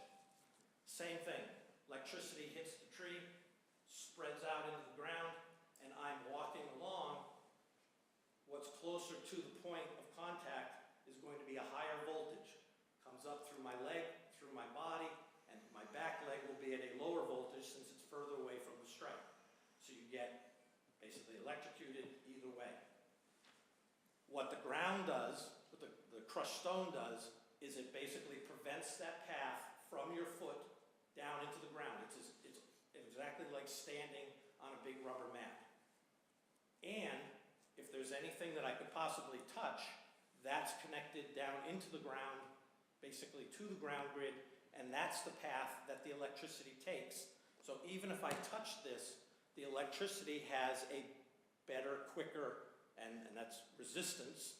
There's a lower resistance to electricity that goes down into the ground, and it won't follow my higher resistance body path. So those are essentially the 2 ways that a person gets electrocuted, number one, but those are the things that are addressed by the crushed stone and the ground grid in a substation. Any questions on the electrical safety of the substation? These grounding grids and their connection points are tested annually, and they're also inspected monthly, that no one's broken something attaching a piece of equipment to the ground grid. Any questions on electrical safety? We were also asked to address magnetic fields in the substation. There are no federal or state magnetic field limits. There used to be back in the days of, everybody was worried about power lines and things, but they've since removed those. So what we went to is a number of different organizations, and one of the most restrictive was the World Health Organization, and what they recommend for continuous exposure, and we did some conversions there, is less than 1,000 milligauss, which is a measure of magnetic strength that we're seeing from the electrical equipment inside the substation. There's a smaller chart down there, and I know it's very difficult to see up there, but there's values associated with exposure to, hair dryers, the can openers, microwaves, things like that. Those are all, in the 100 to 200 milligauss range. If you take a look at the left-hand side, I had a study performed about 3 weeks ago. These are the readings that were all around the perimeter of the substation and along the residential fence lines. You'll see that they range from approximately 0.01 milligauss, and the highest one is about 17 along the residential areas. The highest level is 33 milligauss right underneath the 115,000 volt lines coming into the substation. So they are a factor of about 100 below the World Health Organization recommended levels. Any question on magnetic study? Okay, as I mentioned, we did cover a number of things on site and at a second meeting with the residences. I'm going to have our outreach expert come up and just discuss our meetings with the neighbors, and we'll do that now. And that's Bethany.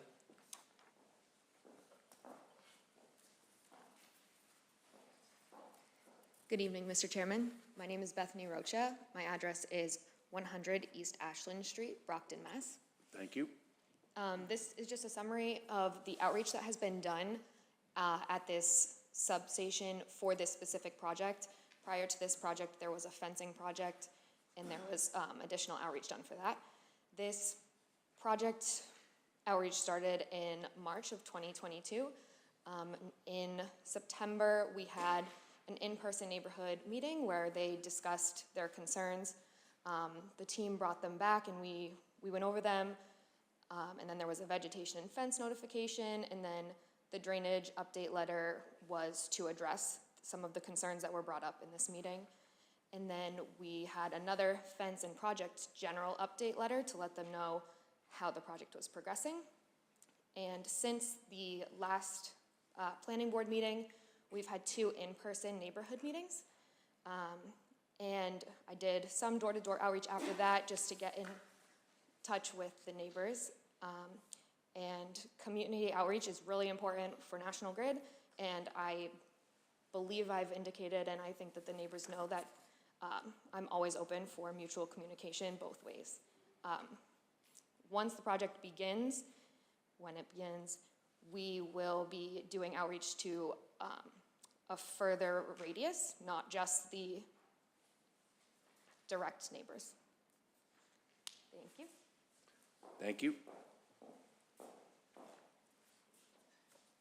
Thanks, Bethany. So one item that was discussed to some extent at the last meeting and was mentioned in the staff memorandum that Michelle Romero prepared includes the topic of encroachments. So we provided a response letter to the staff memorandum, and also the additional comments that were set forth in an email from Michelle to the applicant immediately after the last planning board meeting that outlined some of the additional items that the board was requesting, most of which we just discussed. One of those items, however, pertained to the encroachments. In our response letter that we provided, again, that was dated October 17th, we indicated what we thought was a pretty straightforward, simple solution with respect to those encroachments. And these encroachments many of them have existed literally for decades. And they include things such as there's a doggy daycare, a portion of their yard happens to be on a portion of the company's property. The auto body, there's a compressor, and there's a Connex box that's on a portion of the company's property. There's some fencing as well that, again, is on a portion of the company's property. So in our response letter that we provided to the board, we indicated that we feel that the encroachments should remain. The company is amenable to continuing good neighborly relationships with all of these neighbors, and so we feel that the encroachments should remain. They've been there for decades. They're not disrupting the project. There were some encroachments, however, that were removed in anticipation of this project, but there are no other encroachments remaining that would otherwise disrupt this project from happening. So in the letter, we had indicated that to the extent that the board is willing to approve this project and grant the special permit, that there could be a simple condition that basically says that the encroachments can remain, that the approval here with respect to the special permit is only with respect to the substation project itself, and that if there are any encroachments that are existing and or shown on the plans that we've submitted, that that's not part of what you're approving. And to the extent that the city, the city's building commissioner, or another authority within the city determines that they want to have these encroachments removed, which they could do at any moment if they wanted to, then they're free to take that enforcement action. And the company wouldn't stop to it, they wouldn't object to it. But we feel that that is the simplest route. Now, that all being said,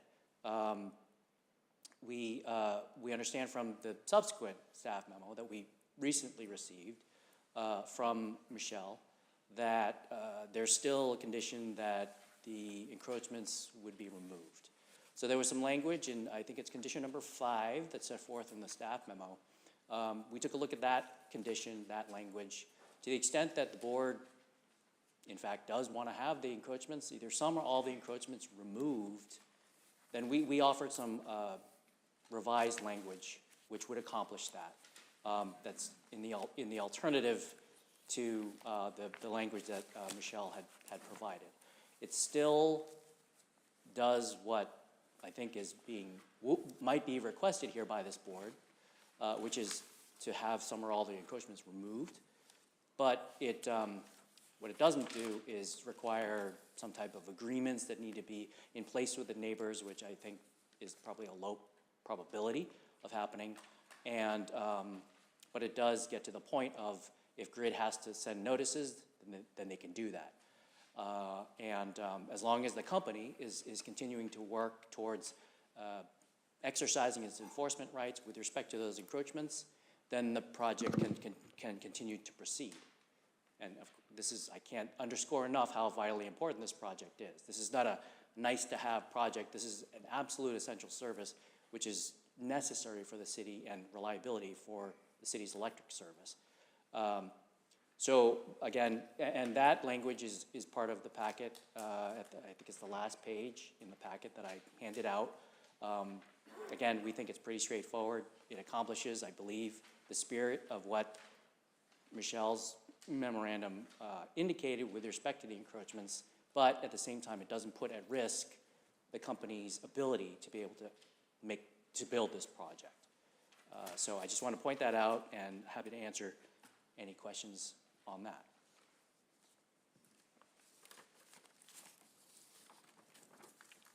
Okay, thank you, sir. I'm sorry, Mr. No, go ahead. Did you have a question? Yeah, I just got a comment. One I'd like to say, I think your team did an excellent job of addressing the questions that we had, provided a lot of detail.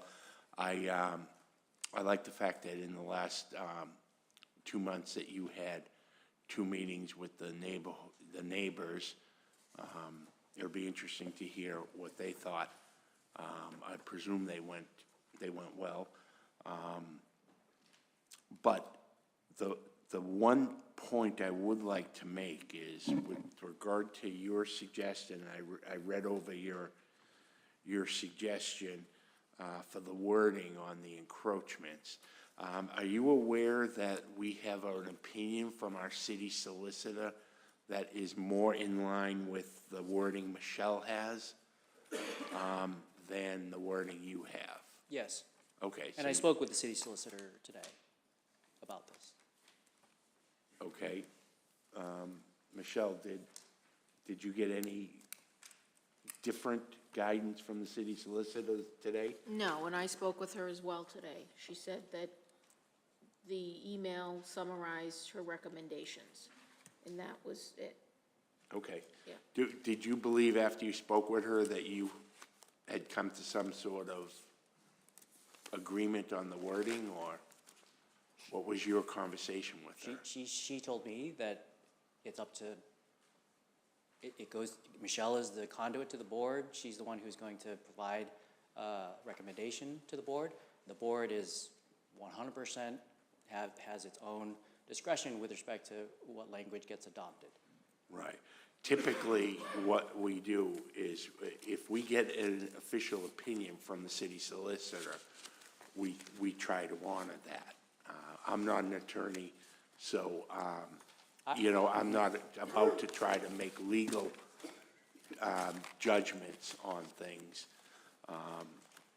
But I just want to make you aware of that we typically follow the guidance from the city solicitor. One thing I will say, though, is where we may have some room to work with it is the timing of some of these things. So rather than leaving them open-ended, just as long as people are making a good faith effort, that was in some of the wording on what you have, looking at what Michelle had in her recommendation, that everything should be discontinued no later than 6 months from the date of the granting of the special permit, should that happen. And one of the things that I was thinking about as we looked at it, and again, in your presentation, you had the timeline. The bottom line is you're doing civil work for at least another 7 or 8 months if this went forward, right? And then there would be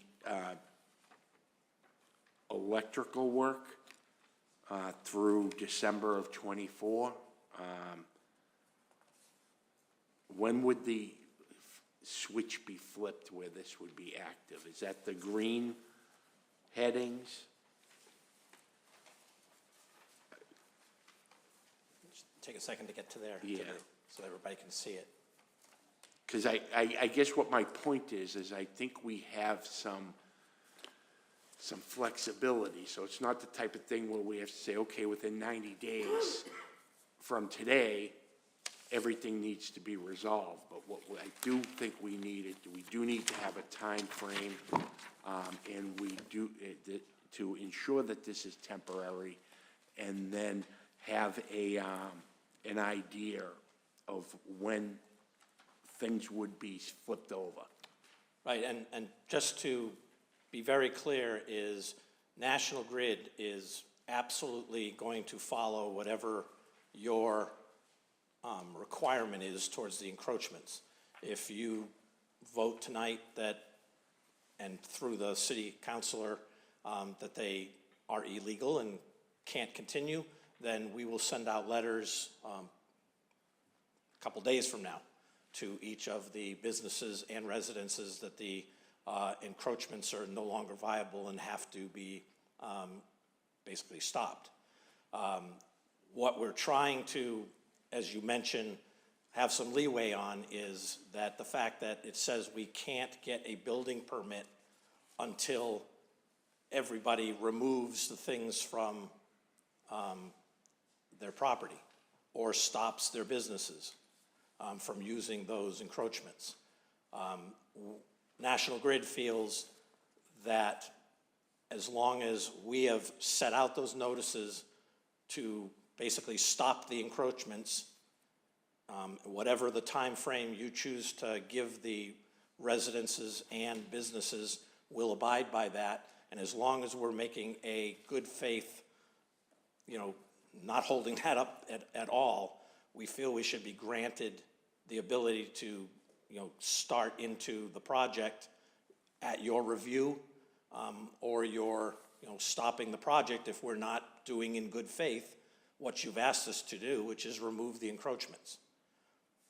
We understand there could be, possible resentment from the businesses or the residences that could lead to legal action, and this project basically stops if we cannot get going.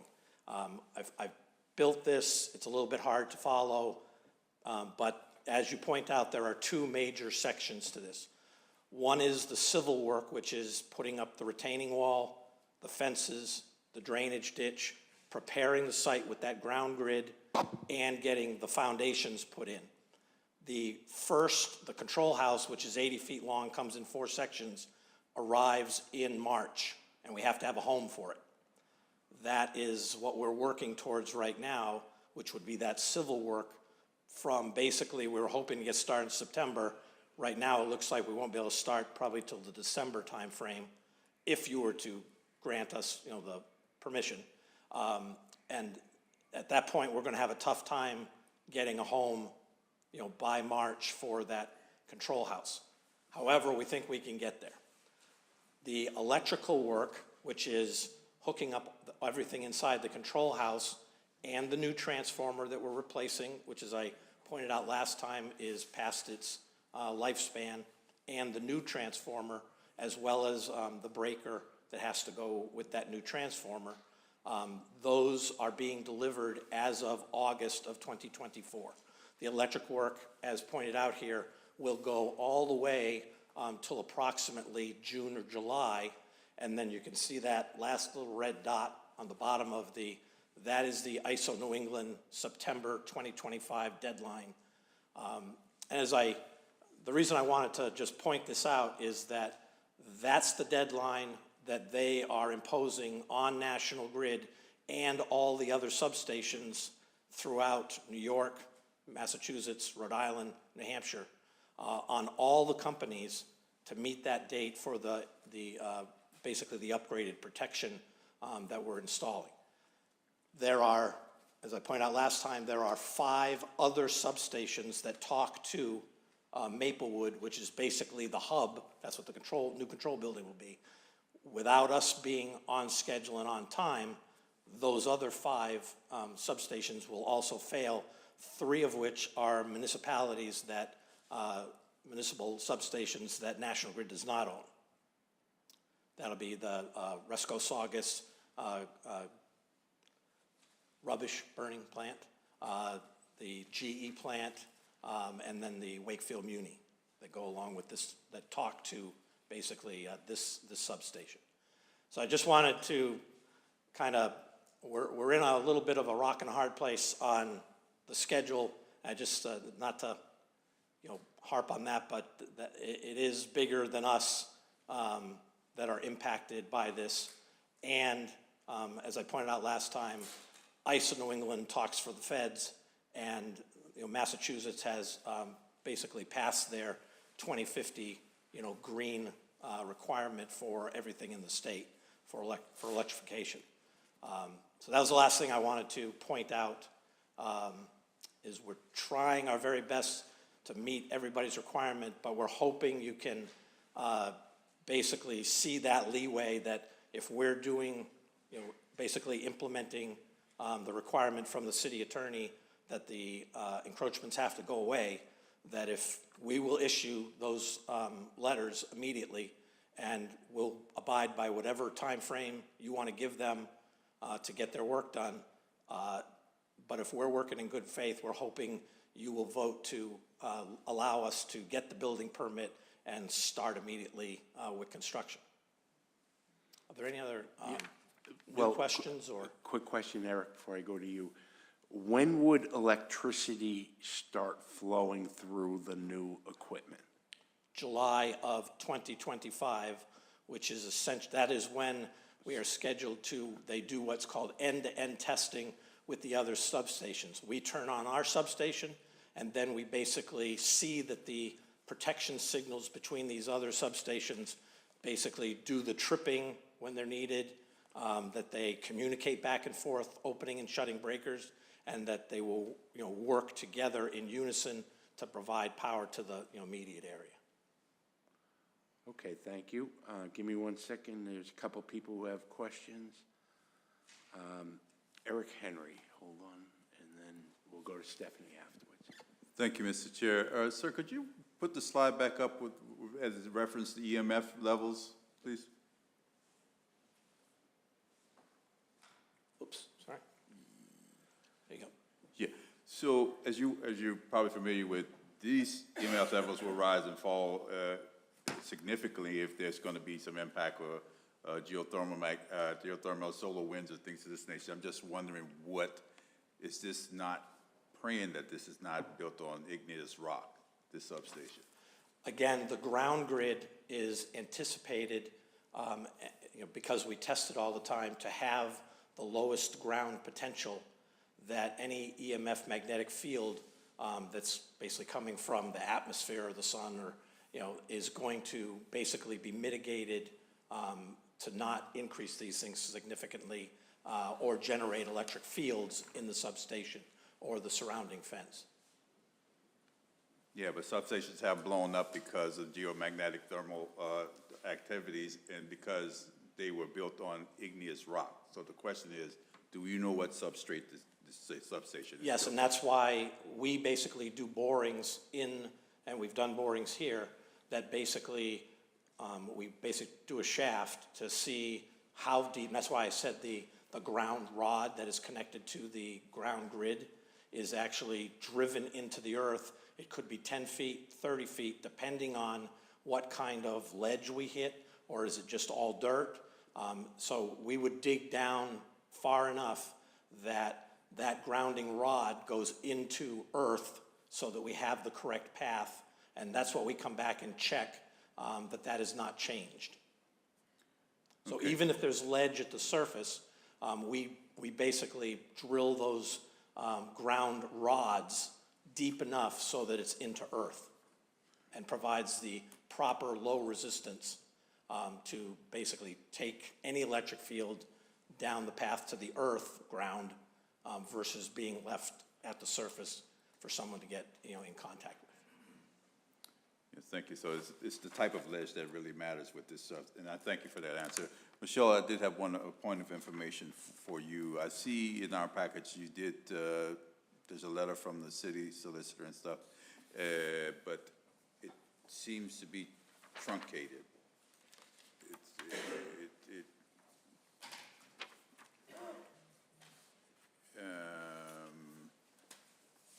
Below is a summary of our summary of our discussion and my recommendations.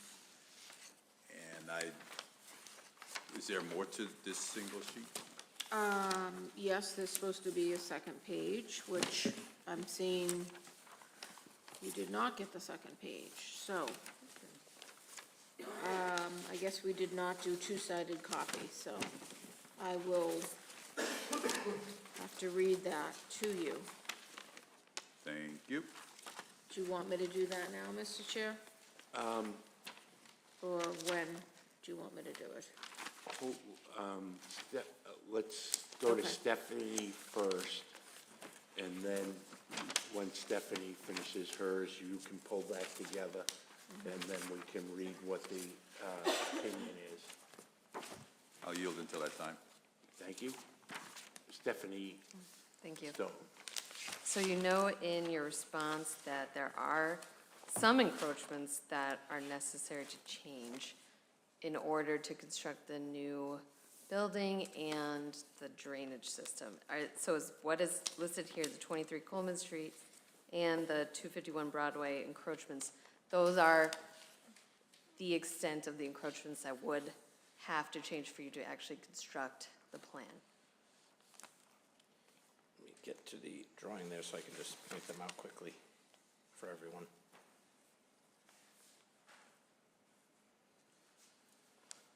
So as was mentioned, several of these have been taken care of. There was an encroachment of a shed that was kind of about where the corner of, kind of in between the control house and that new station service transformer. That was already removed. Right now, none of the encroachments currently as they exist would prevent us from implementing what we have presented to you. Okay, so like the 251 Broadway, the auto body shop, that has all been moved successfully? The auto body shop Conex boxes have been moved. Okay. Their compressor is still overhanging the property, but would not impact our ability to go all the way through to completion. It's right where the old substation is. the old boundary of the. But if it's voted on to remove the encroachment, they would have to take the air compressor, and I believe they have some kind of an oil tank in the other overhang that would have to be removed. Whether that, I'm sure will negatively impact the auto body, what they do with the air. But right now, it doesn't impact our ability to start or finish the project. So that one's been done in the 23 Coleman Street removal, says will require removal of paving stones and hot tub foundation. Is it not in the future We tense do anymore? have to move the paver section back about 3 feet to implement the drainage ditch, because that's what ultimately covered the original drainage ditch and we think reduced its efficiency. And so could that change fit in the 6-month time frame from today?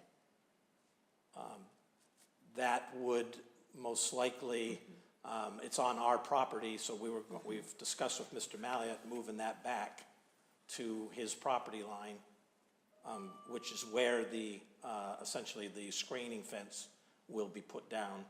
We had also talked to him about letting him retain the wooden pool fence he has there now. If you take the encroachment away, he'll have to ultimately remove that, and 2 more feet is where the property line is. So as I said, right now, there is nothing except moving those pavers back to put the drainage ditch back the way it was, that would have to be accomplished at his property. If you remove the encroachment, there are some other things that have to go. Right. But in terms of, just the changes that have to be made, is there a written agreement with that property owner? No. And do you think it could be accomplished within 6 months? I don't know. Oh, could he remove them? Is that what you're asking me? Or could whatever change needs to be made be done in 6 Yes. months to allow the fence to be built? Yes. Agreement to do that, I don't know. You'd have to talk to Mr. Malliott.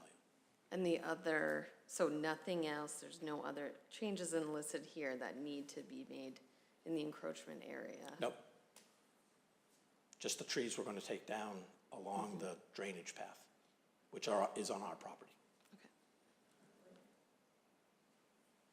And you did say you have an agreement with the doggy daycare? Yes. Already, like some sort of lease agreement or something, would you be violating that by issuing a notice about encroachment removal?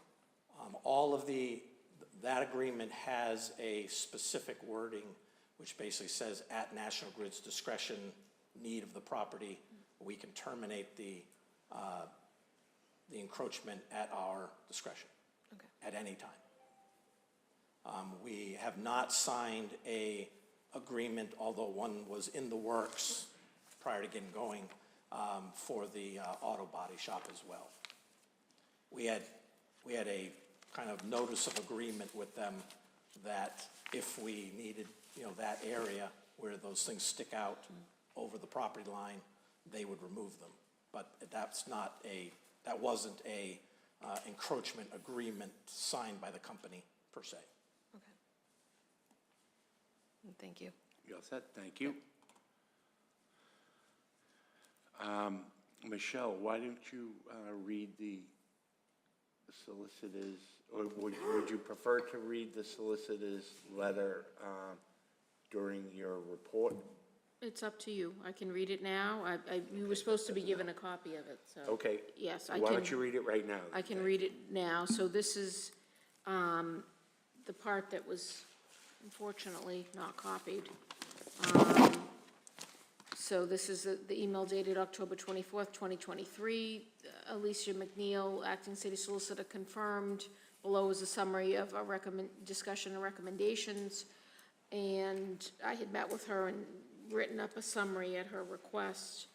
So the email reads,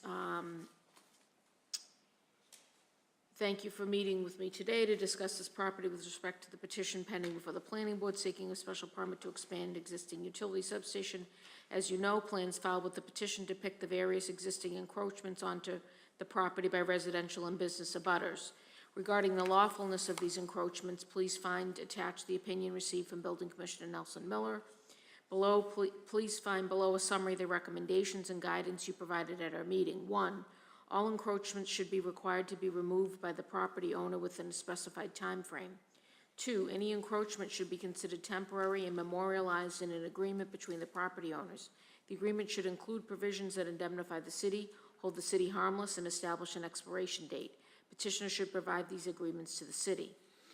Please confirm this summary or advise if there's anything missing, unclear, or incorrect, as I intend to provide it to the planning board. Planning board is scheduled to reopen the public hearing at its meeting on November 8th, 2023. So that was the email I sent. And then again, she responded to City Solicitor Lisa McNeil. She responded, yes, below is a summary of our discussion and my recommendations. So that is what you were supposed to be given a copy of. And again, I'm sorry that you were not given the copy of that. I did take, while we're just talking briefly, I just mentioned, that is where I took the language for the condition number 5. I cut and pasted based on her recommendation and guidance. I added in the 6 month as a placeholder. It's up to the board to determine the time. But in terms of the encroachments being temporary, being memorialized, having provisions that indemnify and hold the city harmless, those were all recommendations of the city solicitor. As well as the fact that the encroachment should be required to be removed by the property owner. I will just end with that.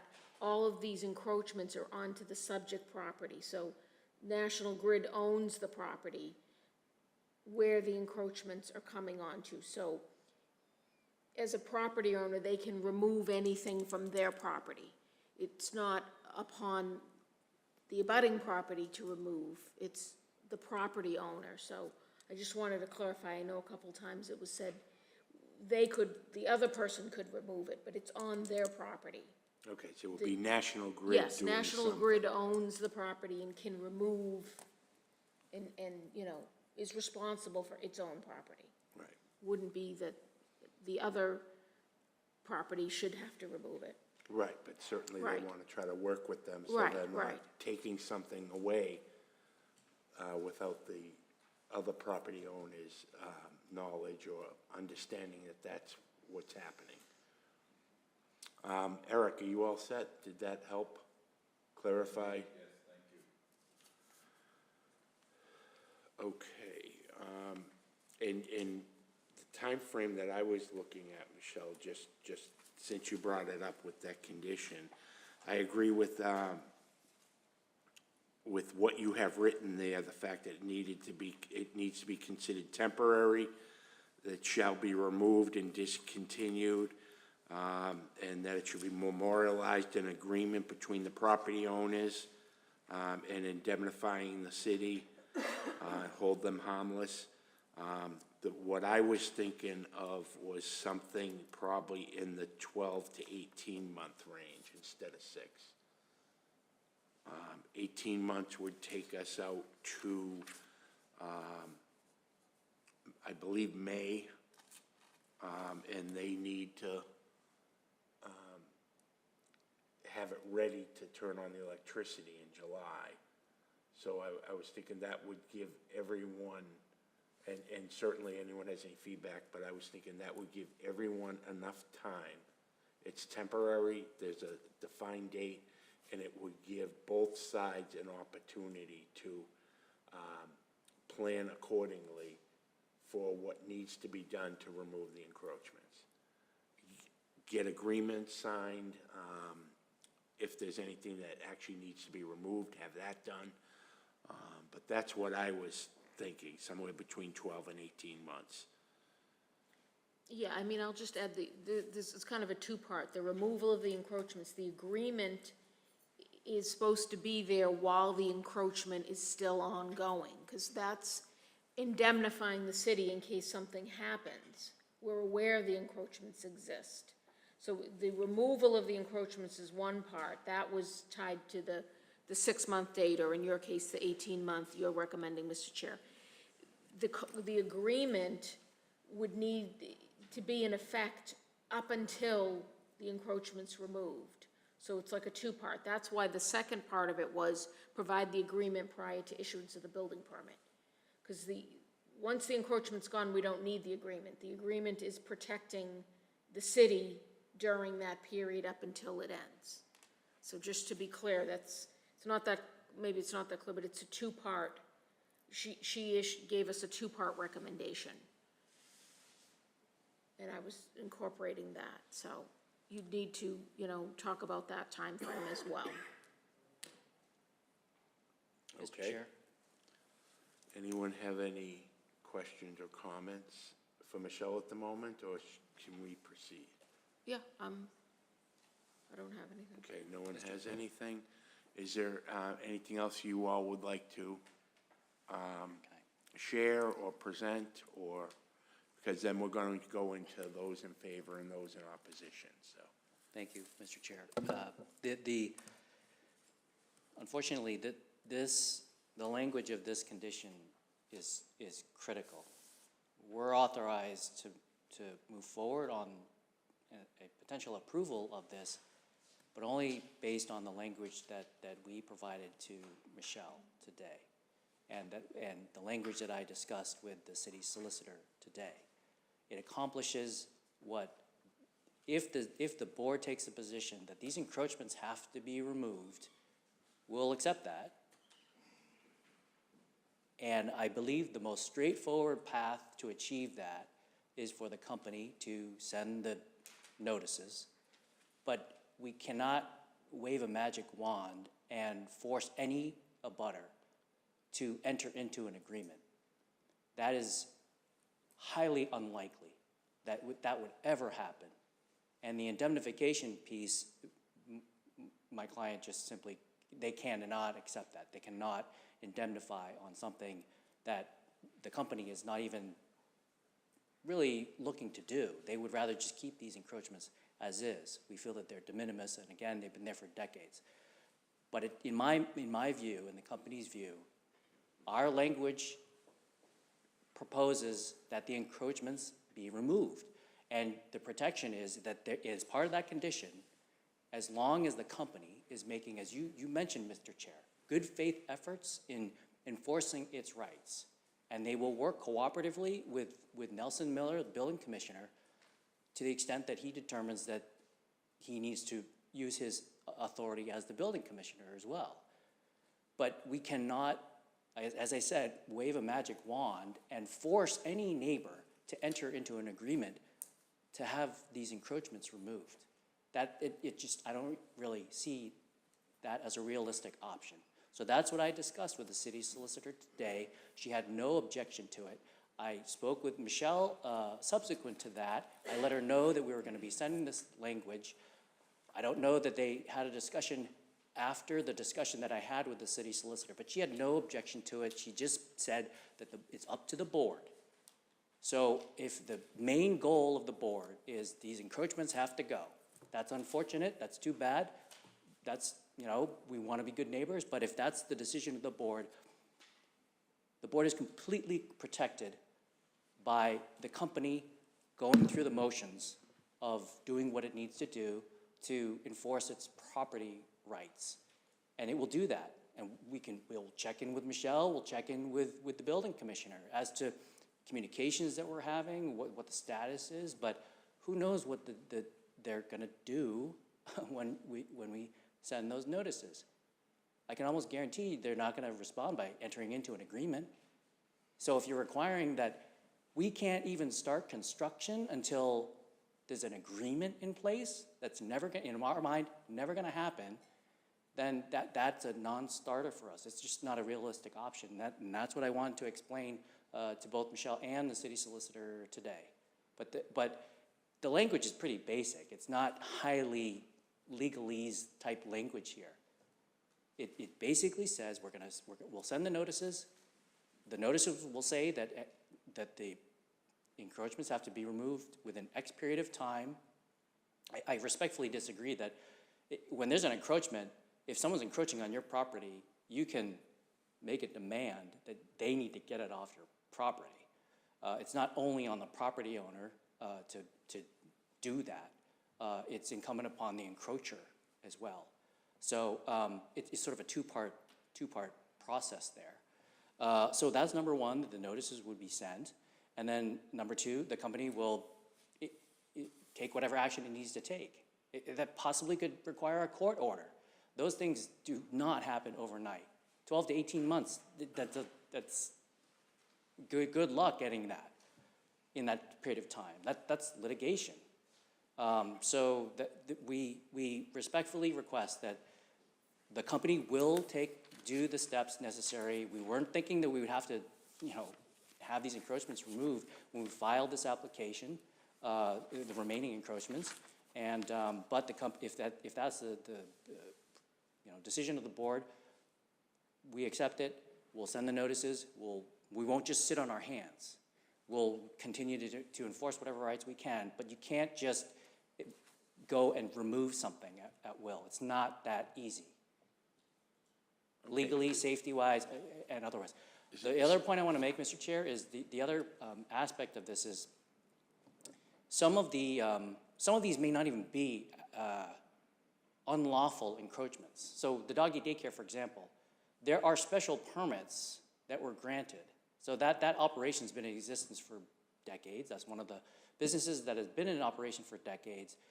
There are 2 special permits that we submitted in our response letter. And so those special permits, we believe, authorize that doggy daycare operation to perform its operations where there's that dog yard.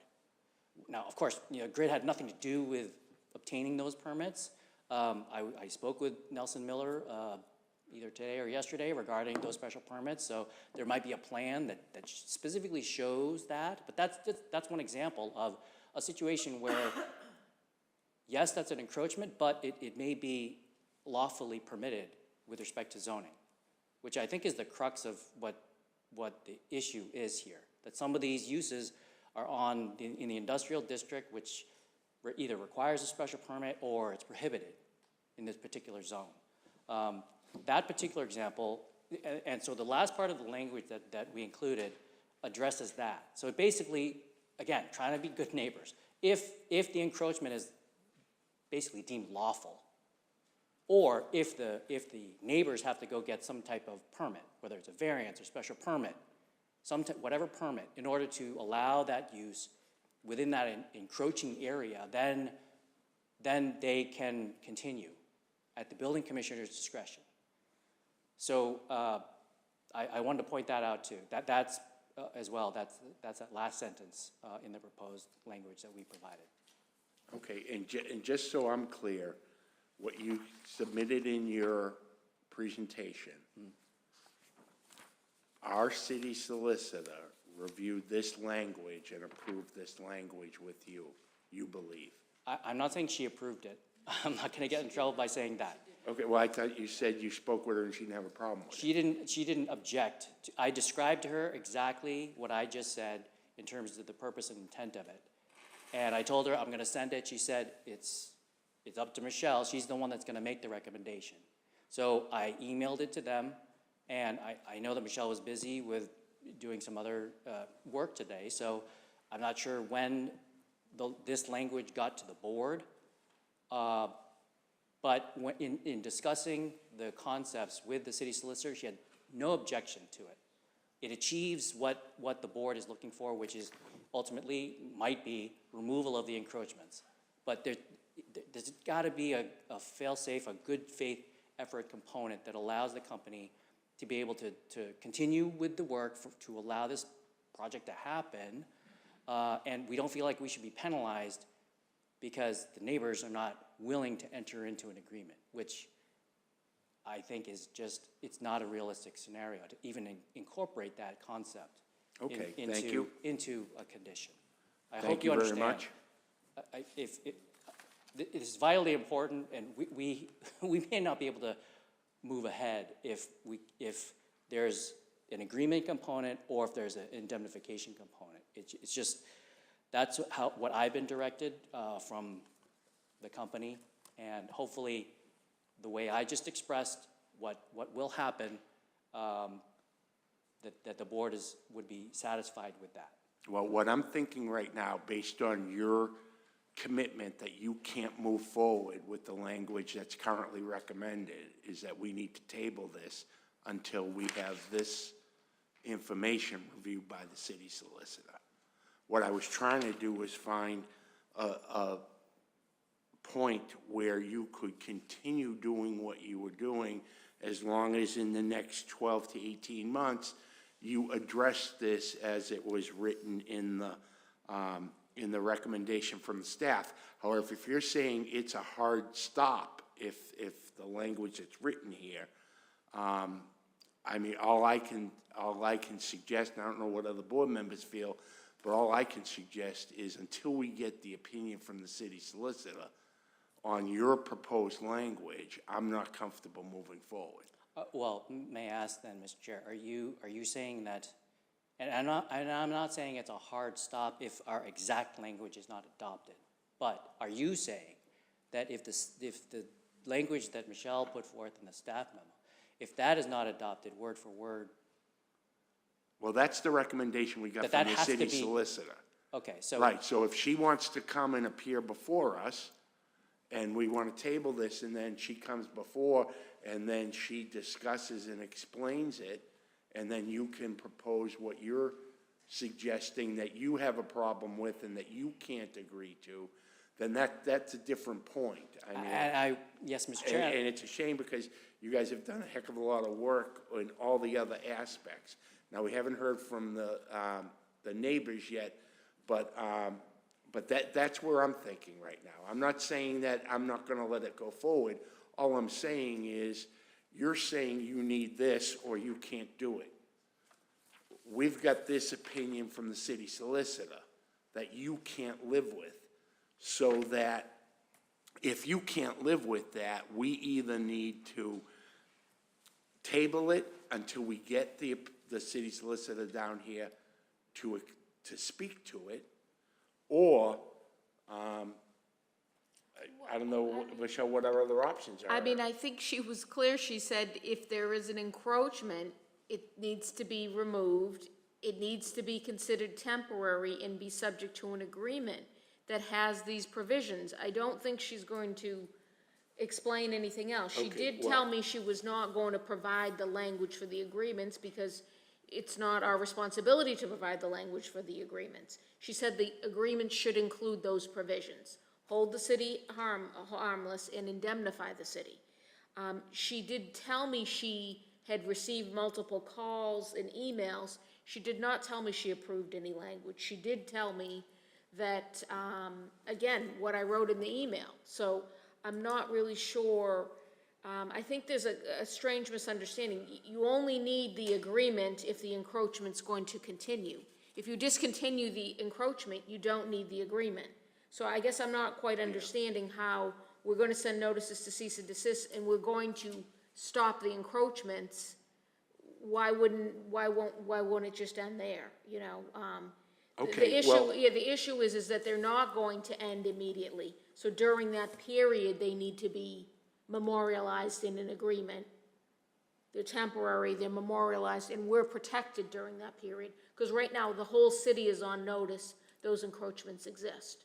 Okay. So. No, very good You then. know, Well, at this point then, what I'd like to do is ask Nelson Miller to come up. You can make your point, but then I'd like to hear from Nelson Miller briefly. Sir, what did you have to say? If National And then I Grid, have another thing after, yeah. Okay, so after he speaks, then you can speak, and then we'll speak to Nelson, okay? Okay, hold on. Yep. Yes, you will get to speak after the presentation is done during the section that is those that would like to speak in favor or those that would like to speak in opposition, just like the last meeting we had a couple months ago. Okay. Yes, sir. National Grid. under the interpretation of the solicitor, that if we don't basically extend the period of the encroachment, we would not need this agreement. If National Grid, after your vote, if National Grid is asked to remove the encroachments we send out a letter tomorrow or the next day and basically give them a day. Have we met that requirement to be able to get the building permit? That's what we'd like to recommend. Michelle, I believe you would. Yes, because this specifically states, any encroachment onto the property existing as of the date of the granting of the special permit shall be considered temporary, shall be removed and discontinued no later than 6 months from the date of the granting of the special permit. So if you remove it tomorrow, it's clearly within 6 months, and shall be memorialized in an agreement between property owners which will include provisions that indemnify, et cetera, a copy of which agreement provided prior to issuance of the building permit. So if they're removed and discontinued, there is no agreement. But if we, basically, because we have agreements with who we have agreements with, that says at any time we can remove the encroachment, and the other encroachers, abutters, have no permission at all, we should be able to send out a letter that says your encroachment is illegal per the city and it ends as of today, and then there is no need for an agreement, correct? And we're not giving you any time. Right, I guess my point is, I don't think just sending a notice makes the encroachment go away. That's why I didn't say send a notice within 6 months. It said remove the encroachment within 6 months. So I don't have a problem if they send a notice, but I think you still have to have the language that says the encroachment will be removed. And that was my question, is how many agreements exist today and how many encroachments? Okay, thank you. Exactly, yes. Yes, sir. But the issue is removal is not, there's not predictability with respect to how quickly something can be removed. That's Okay. the issue. That's a point noted. Thank you very much. Nelson, would you mind coming up, since it's been described that you would play a role somehow in this? And I just want to confirm that you would agree that you would play a role, because I haven't known you to play this role in the past. Yeah, which role exactly are we talking about? This one where you're going to, they're going to have this agreement, and then you're going to come in and say, no, this has to go away. Would you do that? I didn't think you got involved in that type of civil So generally situation. speaking, encroachments on people's land happen all around the city. There's lots of them. The biggest one that we have is probably the MBTA property, which is the bike path. I've worked very closely with attorneys for the MBTA where they've identified encroachments exactly like this up and down the bike path. There's hundreds of them. And it's been determined through their legal staff and our legal staff that it's the two property owners' responsibilities to figure this out. I don't go to Bob and Mary Smith and say, you put your fence on the T property, get rid of it. It's up to the T to say, get rid of your fence. If you don't get rid of it, I'm going to get rid of it. So that's generally how encroachments between private landowners take place. We as a city don't get involved in private disputes between landowners. It's between those two to figure it out, or for their attorneys to figure it out. Now, that being said, if the issuance of a building permit or a certificate of occupancy is conditioned within a special permit that you all issue, which has some form of requirement that I verify these encroachments are removed, then I guess I'd be involved in it, yes. I'd have to, because I'm the only person that enforces the special permits. Okay. But I wouldn't get involved unless that's what the special permit told me to do.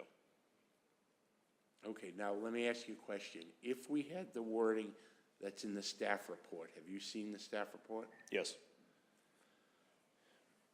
And we extended it beyond the 6 months, would they still be able to get a building permit to keep the civil engineering portion going? Or would that be a problem? The way I read the wording from Ally through Michelle, those encroachments need to be removed in order to, or the agreements have to be signed with the neighbors in order to issue the building permit. Okay, so So there isn't a choice. It's One or basically the other. one So or the other. let's say they could magically tomorrow go out there and remove all the encroachments, physically remove them. There'd be no reason, as Michelle said, there'd be no reason for an agreement. If they're going to work with the neighbors to do it over the course of 6 months, they would need those written agreements with the neighbors for me to issue the building permit. So my attempt to extend the runway isn't really helpful. It's not. It's not. Fair enough. If you're trying to extend the runway, the better way to do it would probably be to tie it to the occupancy as opposed to the building permit. Okay. Because Okay. that comes at the end. And they couldn't use the facility without the occupancy permit. Okay, Ronnie, was your question, can that be addressed to Nelson? It's more of a Michelle question. Okay, Stephanie, is your question associated to Nelson? And what about Diane? Okay, so let's start with Stephanie, and I'll come back to Ronnie. Okay, Stephanie. Thank you. Where is the line in terms of some sort of minor encroachment between neighbors versus a zoning violation? And it does seem per the emails that there are clear zoning violations here, so what happens? Yeah, If we do approve the special permit to the zoning violation, what happens to them? It's an interesting question because using a property for something other than the permitted use in any situation is a zoning violation. Going back to what I just said, generally speaking, I don't apply zoning violations when it comes to private disputes between landowners. So going back to the bike path example, I didn't write 120 violations to the MBTA for the residential use of a railway. It didn't make sense for me to do that. It makes more sense to let the two property owners figure it out on their own. Are you gonna remove this or am I gonna do it? The T also had the option in certain cases where they wrote leases with people to use that land for parking and things like that. So technically speaking, these things are zoning violations. Generally speaking, I would not use zoning to resolve these types of issues. And just another question, do you know anything about the doggy daycare ability to use that piece of land in their own special permit and how that could have been made if it wasn't their actual land? I don't. The conversation I had with Joshua was the first time I'd heard of that. It sounds like it's something that may have been issued a long time ago. Michelle and I haven't discussed it since, I think I heard about it yesterday or the day before. So that's something we would have to look into and see what exactly was issued at that time. Okay, thank you. Okay, you all set, Stephanie? Yes. Diane Chuha. I'm going to try and figure this out. We have several encroachments, one of which is the mechanic shop or whatever. They have something that's overhanging. It's not on the ground. It's like an air compressor or something, but it's not on the ground. And then we have a doggy daycare, which is more of like a yard space. And then we have a patio. I don't know if there's anything else in there, or a shed or something. And they don't have an issue with any of these encroachments because they're far away from what they need. So there's plenty of land around it. So I don't know why we need to have them removed if nobody cares that they're there. Like that to me doesn't make sense. So I don't know if you have a problem with those things, if that's something that, is a problem, but I'm also thinking, they said that these things have been there for decades. Adverse possession, isn't it something where they can just take it because no one complained about it? Or once they get on notice, they have to fix it? I mean, I'm just trying to think of, if nobody has a problem with the encroachments, why are we making a big deal about it? I don't get that. I don't want to speak for the legal department, but I have had conversations with Ally about this, as Michelle has, and to speak very generally about the city's perspective on it, the two concerns about allowing them to exist now that we know of them is precedence and liability. So setting a precedent that through special permitting you can memorialize these types of encroachments or illegal zoning uses. So that's the concern of the legal department, and as Chairman Iovan said, that may be something you want Alicia to further clarify for you. But generally speaking, those were the two big things legally. Zoning-wise, It is the illegal use of a property. So although the next door neighbor is the person using their property, it's National Grid's problem, because it's their property that's being used illegally. And when it comes to adverse possession, that doesn't exist in Massachusetts. Part of the peculiar thing about this whole petition is the fact that, generally speaking, the person whose land is being encroached on wants everybody off. National Grid in this case is more, they're willing to allow their neighbors to use their property, where most people aren't. Yeah. Technically speaking, if National Grid wanted to, tomorrow they could send a crew out and they could put a fence 7 feet or less without a building permit on their property line. And if it went through people's doggy daycares or through their garage or through their pool or whatever, too bad. It's their property. They can reclaim it if they want. They just don't particularly want to do that. Yeah, well, exactly. I mean, that's kind of what I'm trying to get at. I don't understand why we're making such a big deal of these encroachments when nobody else has a problem with them but us. And I know that the city has a legal aspect of it, but it's been going on for decades.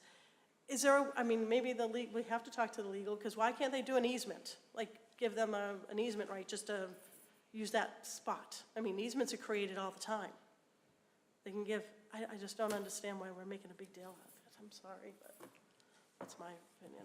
So I don't know how to rectify it. I thank you for answering it. Are you all set, Diane? Yeah, I'm good. Is there anyone else who has a question for Nelson? My question Hold. is Michelle wants some question. Okay, so, well, if no one else has a question specifically for Nelson, I'll ask Nelson to stand up there while Ronnie asks his question. So would we be able to approve a building permit if National Grid sends out a notice and then we require that the encroachments be removed before the end of construction?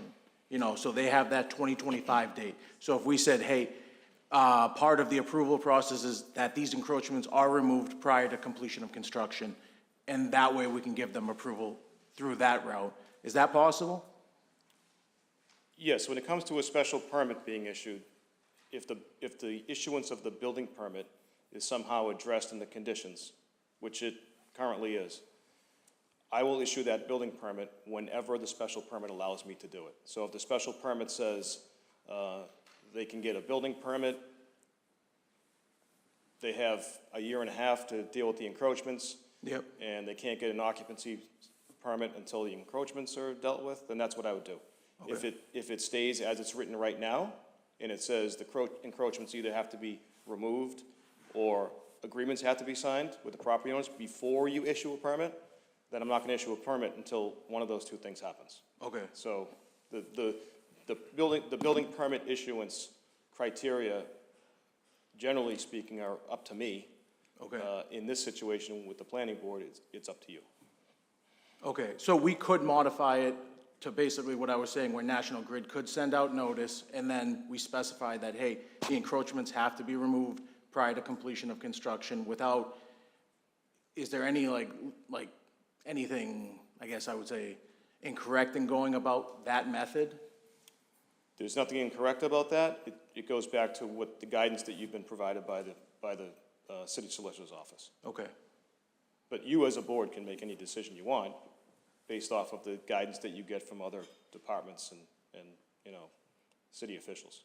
Okay. Thank you. Thank you, Mr. Chair. Okay, thank you, Ron. Does anyone else have any questions? I'll just add one thing to that answer if I could. The only thing I think missing is the agreement. The city solicitors recommended there be an agreement in place while these encroachments are ongoing that indemnifies the city and holds us harmless. So that's the missing piece. They send the notice and you require the encroachments to be removed. But in the meantime, all during construction, they exist.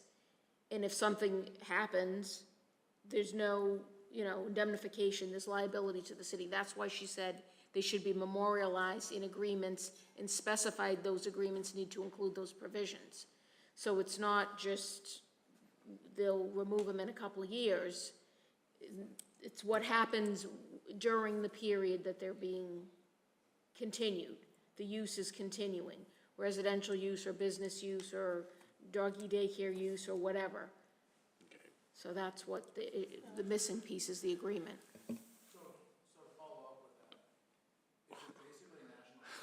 Interest to just basically, bulldoze all those encroachments to move forward, if they wanted to move forward, because it sounds like there's not much, I hate that these encroachments are becoming, as big of, this big deal like Diane kind of touched on, but is it basically so National Grid should just bulldoze through these encroachments for them to move forward? I don't know if bulldoze, Diane brought up easements, somebody last time brought up just give the people the land, if it's land they don't need for the project anyway. There's different ways to go about it. It's just, to eliminate the encroachment, you can do it different ways, So I don't know if it's bulldozing them, but Yeah. that's one way I would say. Thank you, Mr. Chair. All set? Thank you, Ron. Eric Henry. Thank you again, Mr. Chair. The petitioners did mention that they presented language in this document that would be suitable for them and hoping that we would be able to adopt. Could you direct me somewhere in exactly in there? Okay, the back page? All right, thank you. I'll read that, and maybe I won't have any other questions, so I'm gonna. You're all set? yield. Thank you. Diane Chuha. Yeah, they want an agreement to indemnify mainly the city against any wrongdoing or any issues. If all of the people who have encroachments on this property want to keep the encroachments, I would think they would sign a letter of indemnity to say that they're not going to sue the city. You would think that. You would think they would do that, but the National Grid as- doesn't think they will. As the but attorney said, you can't guarantee you that. can't guarantee it, true, but. And that's the thing, you had mentioned before, you don't understand why people just don't leave it alone. The reason is risk and liability, and we have an opinion from our city solicitor saying, we specifically need this. That's what's holding me up on it. But I'm also listening to what the attorney said, where I know we don't know, it's all hearsay as to what she agreed to or not to agree, and she kind of he said. right, and left so it up we to could Michelle, table we it could- and pick get it up more at a of an future information. meeting and get a more specific answer from her. But, are you all set? Yeah, I'm good, thank you. Okay, Stephanie Stone. So just to clarify, the property owner is essentially responsible for the encroachment, so it's on their land, they can take action to remove it. Would it then be a possibility to just say, well, they're the property owner, they can indemnify the city, and it doesn't necessarily have to do anything with the encroachers?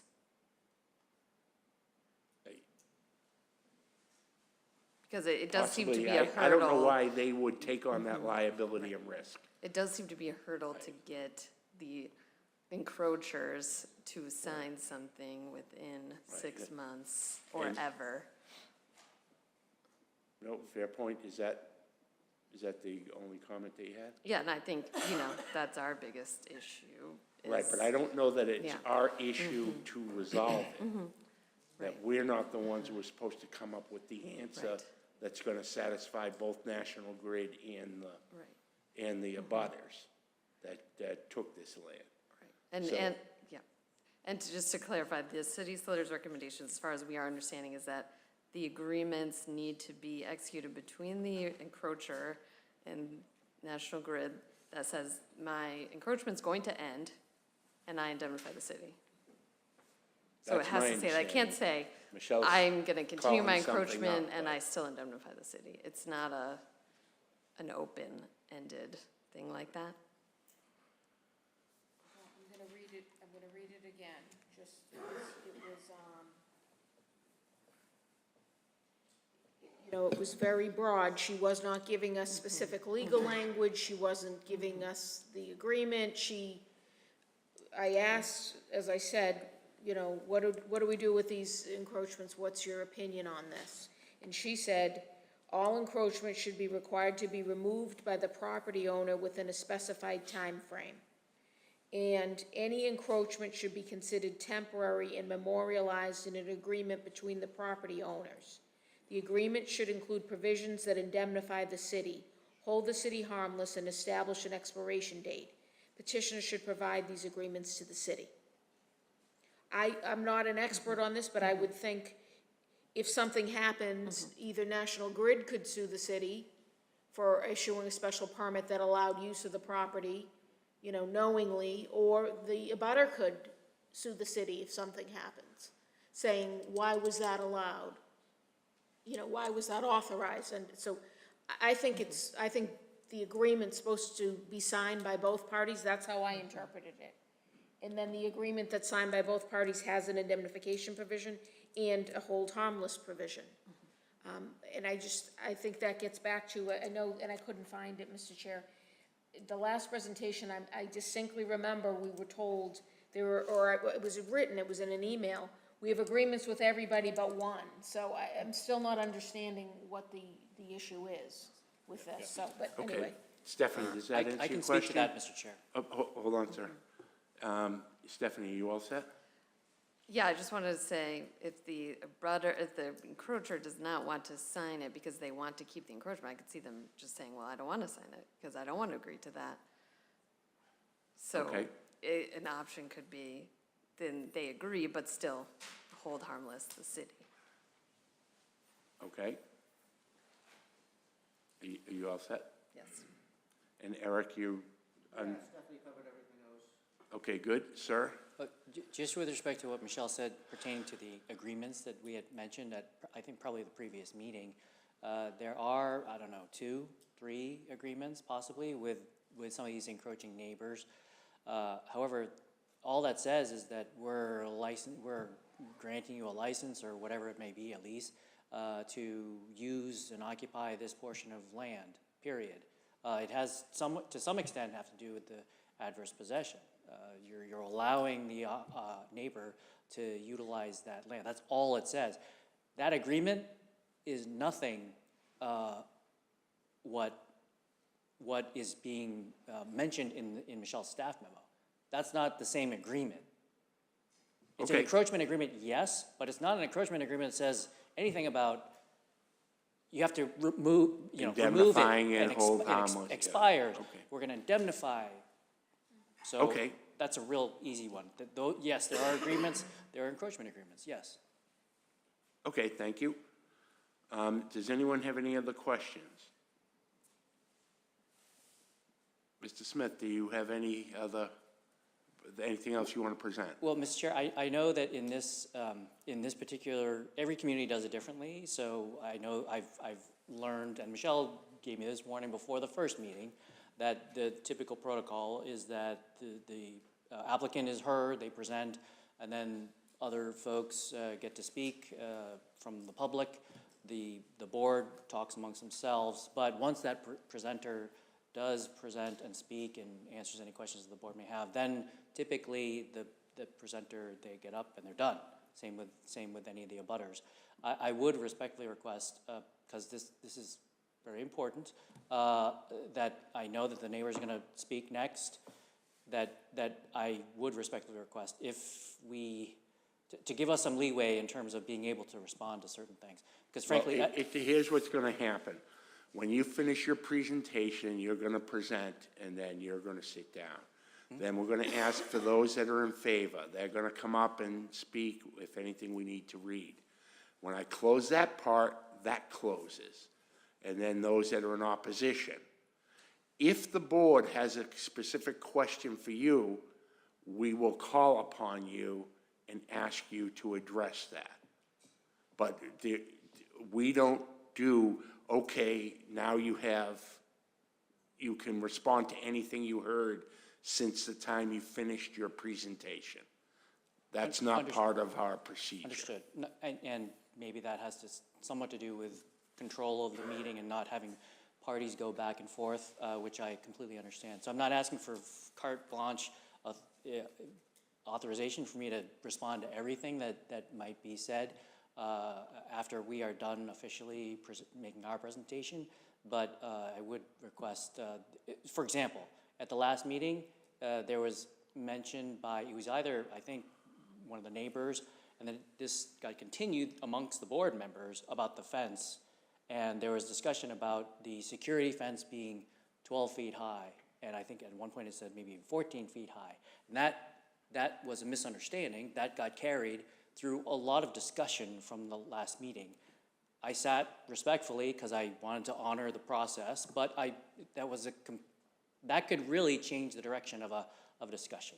So I'll just put that out there. I respect, the protocols of this board. Okay. So I'll ask, you can deny it. If I do want to just interject on something, or if one of my colleagues want to interject on something, I'm just Well, I'm putting it. concerned about your putting it out there. interjecting without being called upon. If we have a question for you and your team, we will ask you and your team. Okay. Okay? Okay. Do you have anything else you would like to present before closing Only- your And presentation? I hate to belabor this, just because it was, the last time it was a late night. I know I got home at 1 a.m., and I'm sure the board, there's volunteer boards, so I'm mindful of that. On this condition, Mr. Chair, is there a possibility for some massaging of the language potentially tonight? Or are you saying, because again, I tried to correct myself if I misstated something or if it was misinterpreted by you or the board. We can massage some of the language that we prepared. Is there a possibility that some of the language that Michelle prepared, that could be also open for potential modification tonight? It's possible. I can't make a motion, so I won't be doing that. And my opinion's gonna be, you said you had a conversation with our city solicitor and got one opinion from her, which is it's opposite the opinion we got from her. So in my mind, I don't know how we proceed forward without clarifying that point. Now, if someone else wants to change the wording and they get seconded, then we will take a vote on that. But from my opinion, I am not prepared to move forward until we get clarification from our city solicitor to what she agreed with you on. Okay, and again, I think I've said this twice now. I want to make it clear, because I don't want to put words in her mouth. I'm not saying she agreed to anything. We had a conversation. And you said that she did not have a problem with what you were suggesting. Yes, which is very different, Mr. Chair, than saying she agreed with what I said. I want to make that totally clear to the board. I'm not saying she agreed with what I said, and I made it clear too. She didn't even have the language when I was talking to her. But I basically set forth the basic parameters of this pretty simple, straightforward condition that we drafted. I told her I was going to send it to her. She had no objection to it. Okay.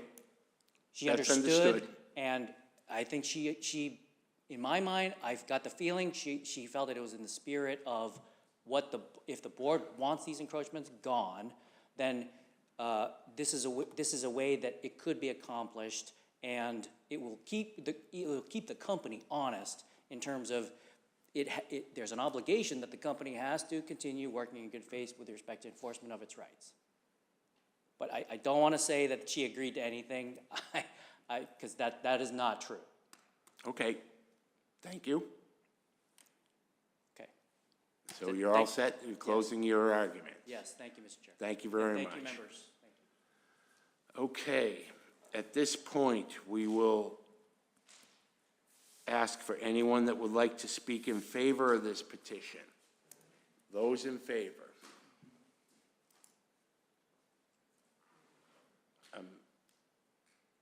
I'm a little bit surprised, but encouraged. I'm not speaking in favor, nor, I'm not speaking for either, or I just want to speak. Well, no, that's Can I not do this that? point in time. This is those that want to speak in favor. Give the people who have an opportunity to speak in favor.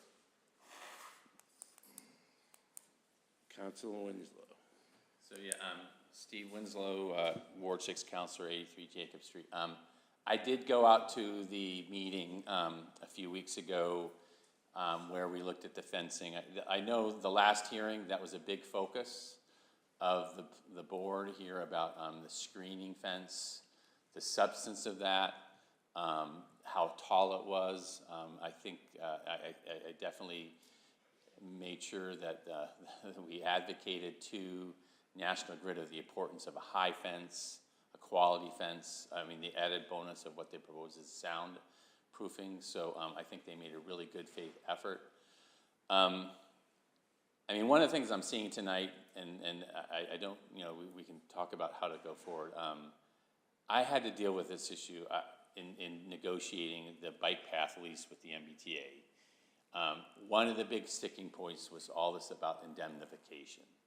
And I had city solicitors insisting that the MBTA had to indemnify the cities or they weren't going to sign an indemnification, and the MBTA insisting on needing an indemnification.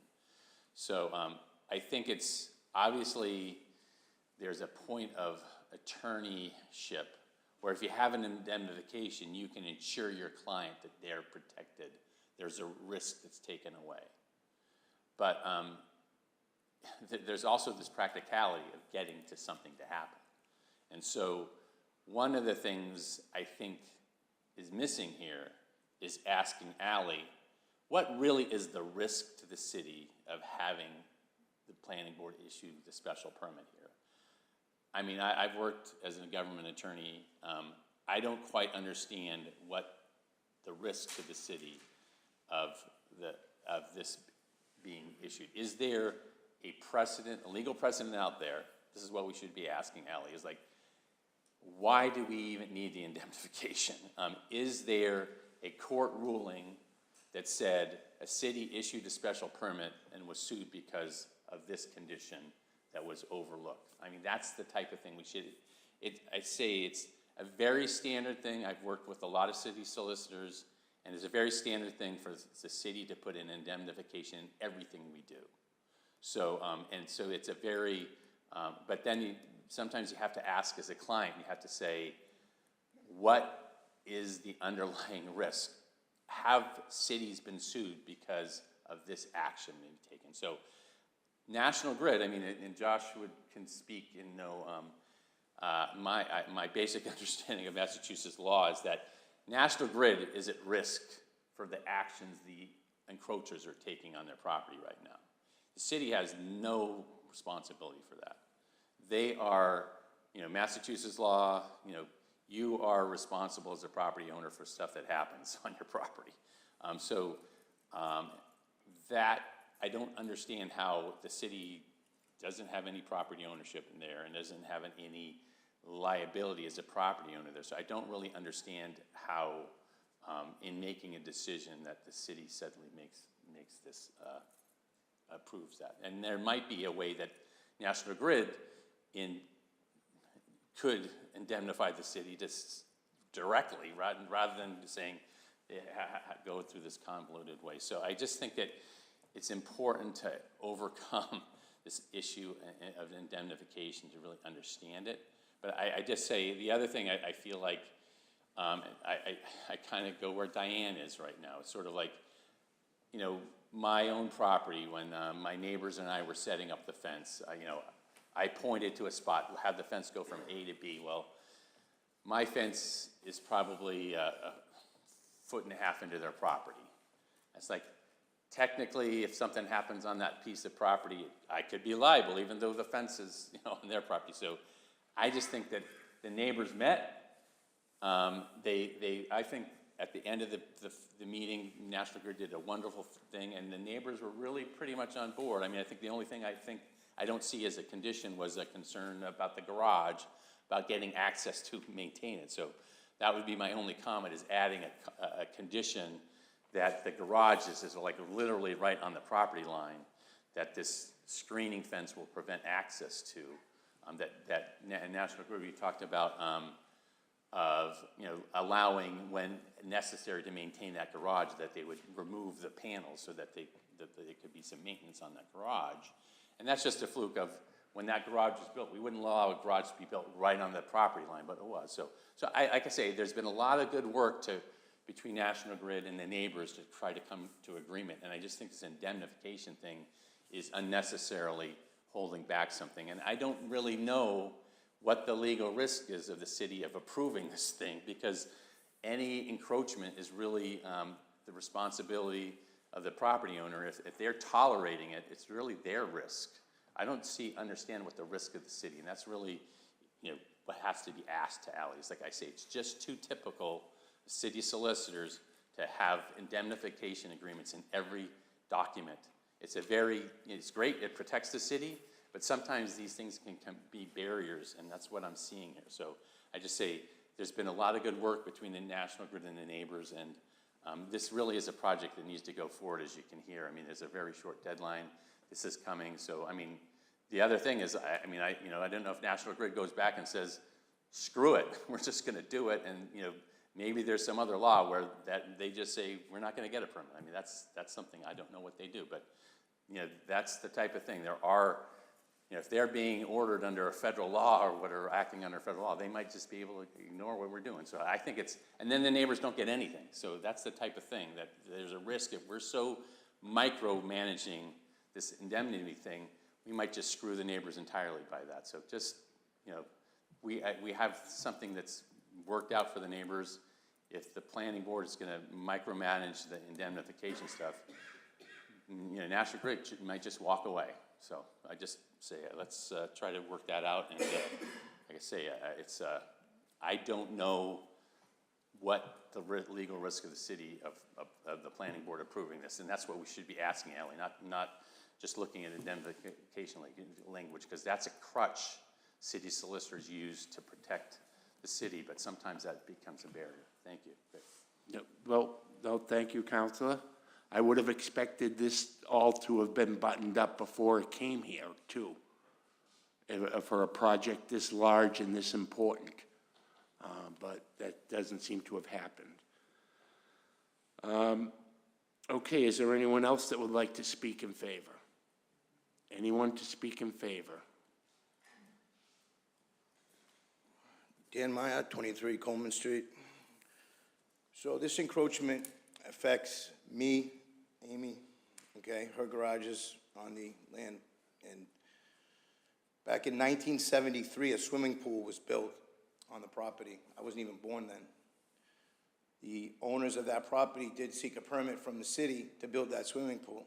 And that swimming pool was built with the patio that extends into National Grid's property. So it's not even I unfortunately acquired the house, and when I bought it, wasn't aware that there was an encroachment until this project came about.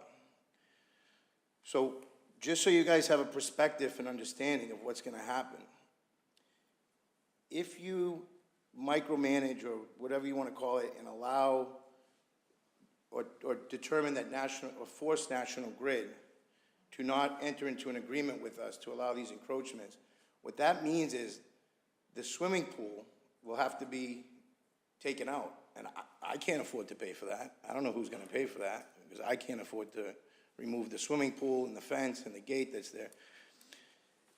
Again, I asked you guys last meeting if you wanted to come out to the property. I invited you all out there so you could have a better understanding, because it's really difficult to understand conceptually what we're dealing with here if you don't visually see the property. You can look at diagrams and maps, but come out and see what we're dealing with.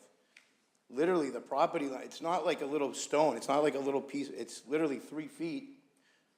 The swimming pool was built in 1973, 3 feet onto their property line. And if this goes through, then that means that the swimming pool and the patio would have to come up.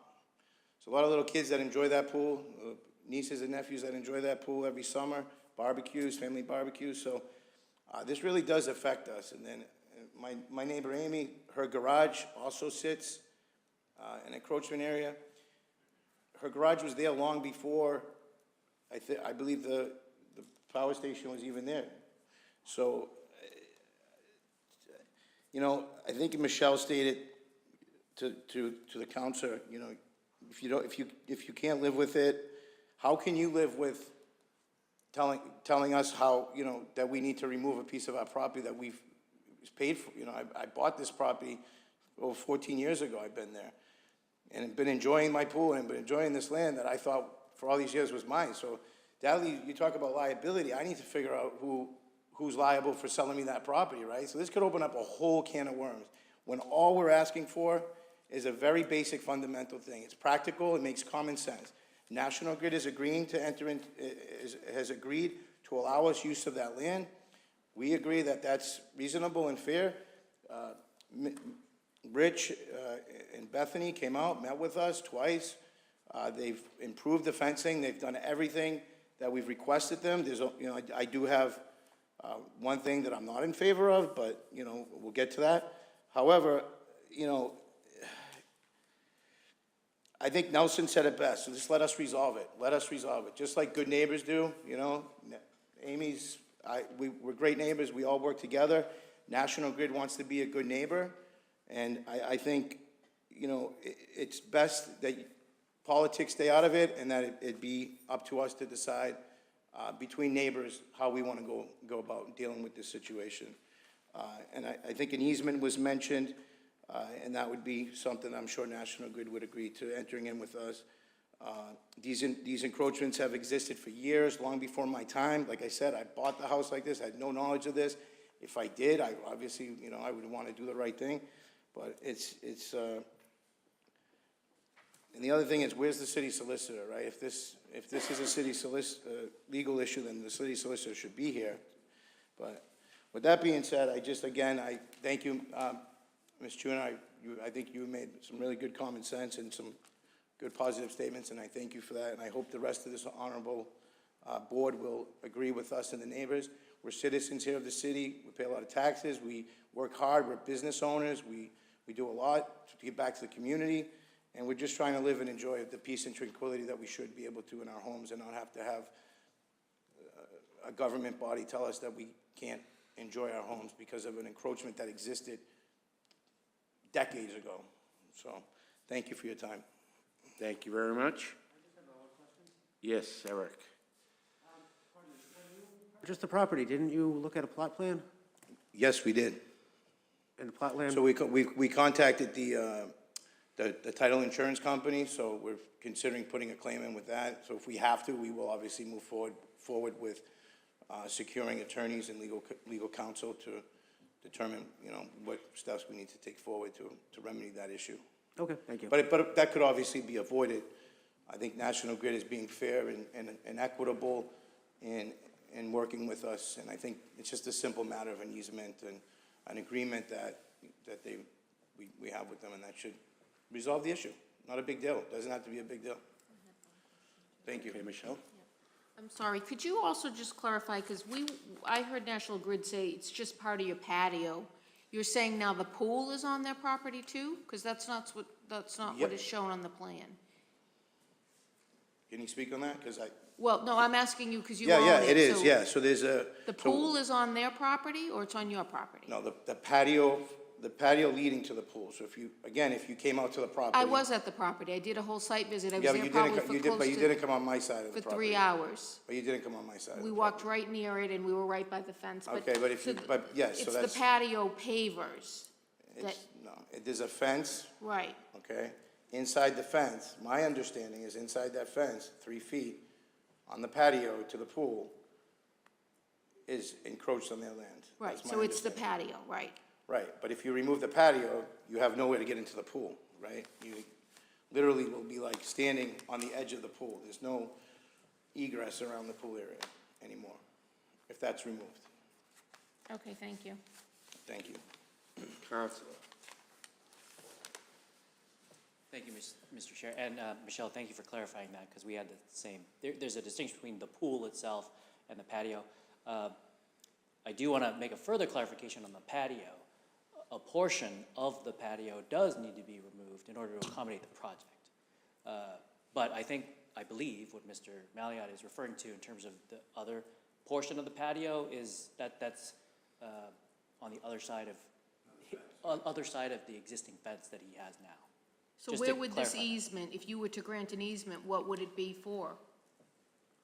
Well, we didn't mention granting an Well, easement. I'm asking you, if there were an easement, you were gonna give them rights, they were gonna enter an agreement to If there use your were- property, if there- what would it be? Right, it would include, I would imagine, everything up to the new 12-foot screening fence that Grid is proposing.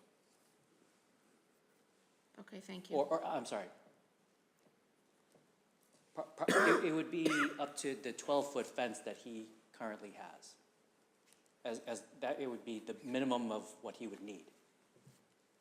That's what I would imagine. Although, this is the second or third time I've heard the term easement, and Ms. Kuha may have mentioned easement as well. An easement is just a form of property right. If National Grid agreed to grant an easement for Mr. Malia to use portion of National Grid's land, there's still I believe you, Michelle, and the planner and the city solicitor are saying that it's still an encroachment. Oh, I agree. I'm just curious where this would go. Okay, so Thank you. granting of the easement doesn't make all of this go away. I didn't think it did, but Okay, I was all right. curious about that, I just since wanna it make- sounded like there was some agreement in the works. When you said before there was no agreement, you couldn't come to an agreement with the property owner. There's no agreement in the works. Okay, We've thank been, you. we've been communicating in good faith all this time, but there's been no draft of any agreement. Okay, thank you. Certainly not an easement. Thank you. Is there anyone else that would like to speak in favor? Anyone else to speak in favor? Diane or Michelle, do you have anything to read in favor? No, there was the one letter from Mr. Mallett that we will not read into the record because he, well, actually, I thought this was an opposition, a letter in opposition. So no, I have nothing to read in favor. Okay, very good. Seeing and hearing no one else that wants to speak in favor, I declare that part of the hearing closed. Is there anyone that would like to speak in opposition to this petition? Anyone in opposition?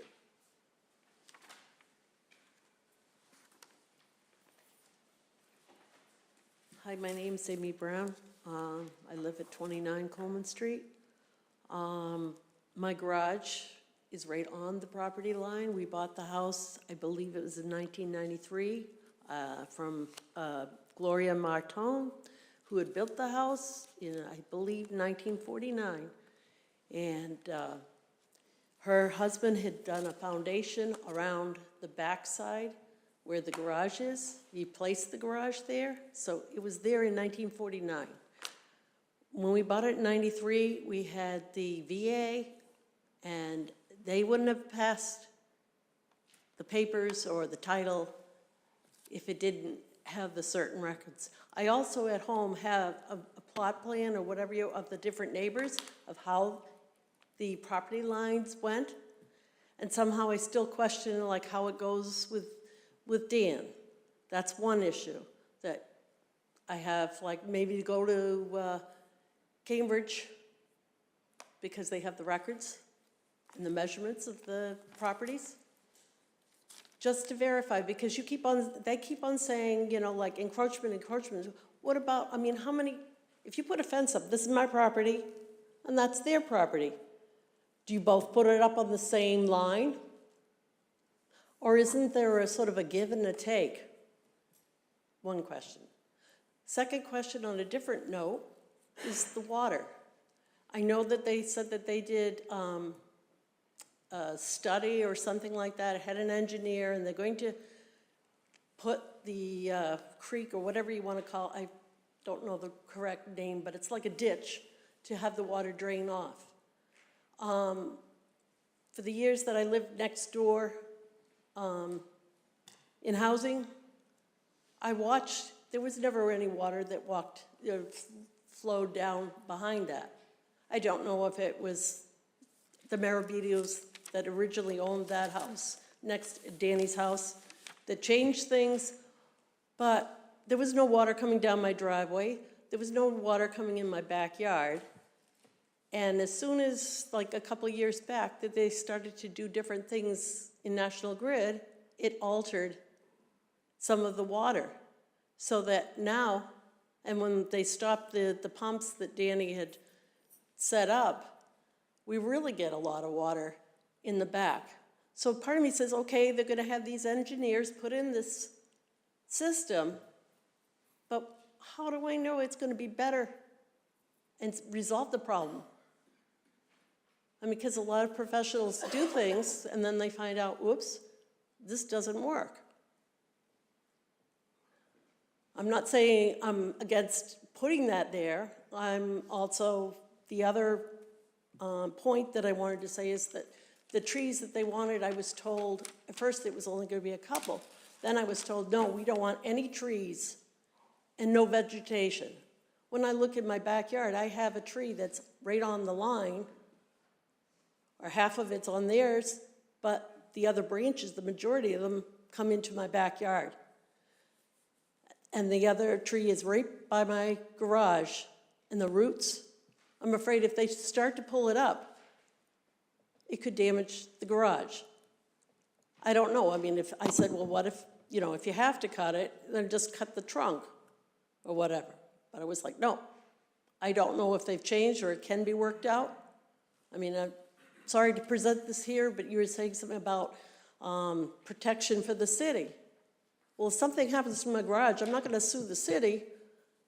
It would be a problem with National Grid. But the other thing is how long my garage has been up. I'm not going to go and bulldoze it down. I pay taxes on it. I pay taxes. Should I get that money back? Now my value of my property goes down. I pay insurance for that garage. Do I put a claim in now because somebody has done something? Now you've made this like even worse than what we've already been going through. I felt like each time we met, we had to keep going up a hill, but we were making some progress. I wasn't at a point to say, oh, let me sign here. I'm going to sign something that I agree to, that I don't agree to. One lawyer had told me one time, don't sign anything unless you have a lawyer in front of you. Maybe I'm wrong, but you know, if this happened to any of your residences, how would you react? I mean, there are a lot of issues here. I understand there's a time frame. I have a beautiful view right now of trees that actually are much higher than 12 feet that help to shade it a little bit. They're a pain in the neck in the fall when you have to try and get up the leaves. And it's nice to look at a big fence. I mean, maybe I have my artistic things. I can do a mural so I can see painted trees. I don't know, but I'm trying to be funny, but I'm not. There's a lot. And I mean, yes, it's been a time frame that they've been working on, but each time we've had a meeting, we've found out a little bit more that we didn't know before. I said that they have some trees that they spent a couple years back.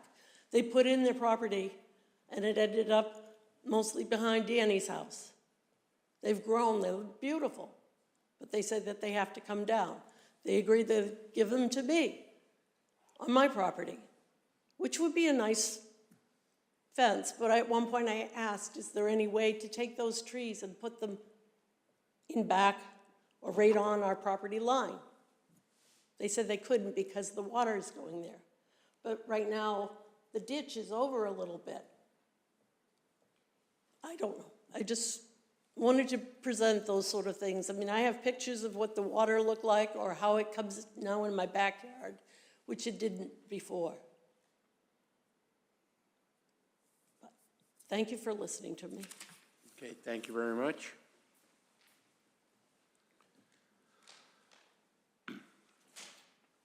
I would like to ask the National Grid people, a couple people have said that National Grid has done work that has caused a water problem. Are you aware of any such work? Would you mind stepping up to the microphone?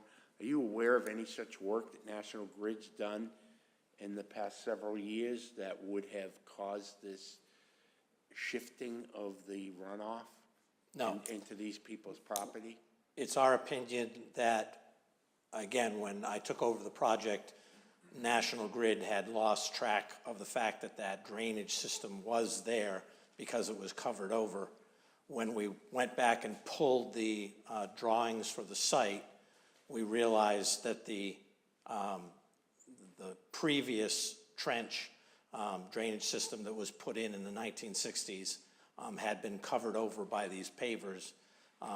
And the last 2 years have been unusually rainy. That's when, and I don't know how far back the runoff to, the neighbors has been occurring, but they brought that up at the very first meeting we basically went to with the neighbors. We traced it back to that previous drainage system being basically incapacitated. Again, National Grid, this is our trench guy, but the point is that it is the trench that was covered over no longer does its job. And that allows for a direct path into that area of the neighbors. So that's our And thoughts can on you, this. do you know when that substation was built?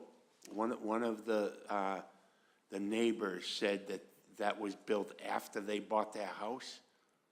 No, well, National Grid purchased the property from the Archdiocese in the early 50s, and the substation went up around 1958 or 59. Okay, thank you. Our understanding is the houses came after, but that's not something I've looked up per se. Okay, no, I was just curious on you have that. No, I just wanted to offer, Mr. Chairman. Oh, name and address for the record, Chris please. Iannuzzi, VHB, 1 Cedar Street, Providence, Rhode Island. Thank you. In my discussions with the city engineer, it became evident that there are some maintenance issues with regards to the stormwater structures on that site in the southern confines. In particular, they're causing some flooding. He's well aware of the issues. He's been working diligently throughout the city on these issues. And so we actually offered to assist him in any investigations that he might undertake in his in fixing those issues. So, And we attended a couple of meetings that the town has had about basically your drainage system to work with him, as Chris said, to help them. The robotic checks you've made, you've identified various pipes that have collapsed. And there are two of the, I'll call them hot spots. One is by the CVS there, outside the bike path, and then another one is down further toward outside of National Grid's property, down in that basically southeast corner that you are all going to fix. That's part of the city's plan. So that was one of the items that's leading to the flooding, I guess, further down Coleman Street. We also talked to basically the engineer who oversees the environmental rise in the marsh level over the last 10 years or so. It apparently has gone up a foot or so. So those contributing factors have led to, I guess, some of those houses or tenement buildings being unusable down at the other end of, it's off our property, down at the other end of Coleman Street. So we've been trying to work with all of those groups to fix that up, where we can help. But I assume you all know that you're also dealing with the drainage system in the city, by yourselves that is on your your land, city land. Okay, thank you guys very much. Is there anyone else that would like to speak in opposition? Well, you spoke in favor.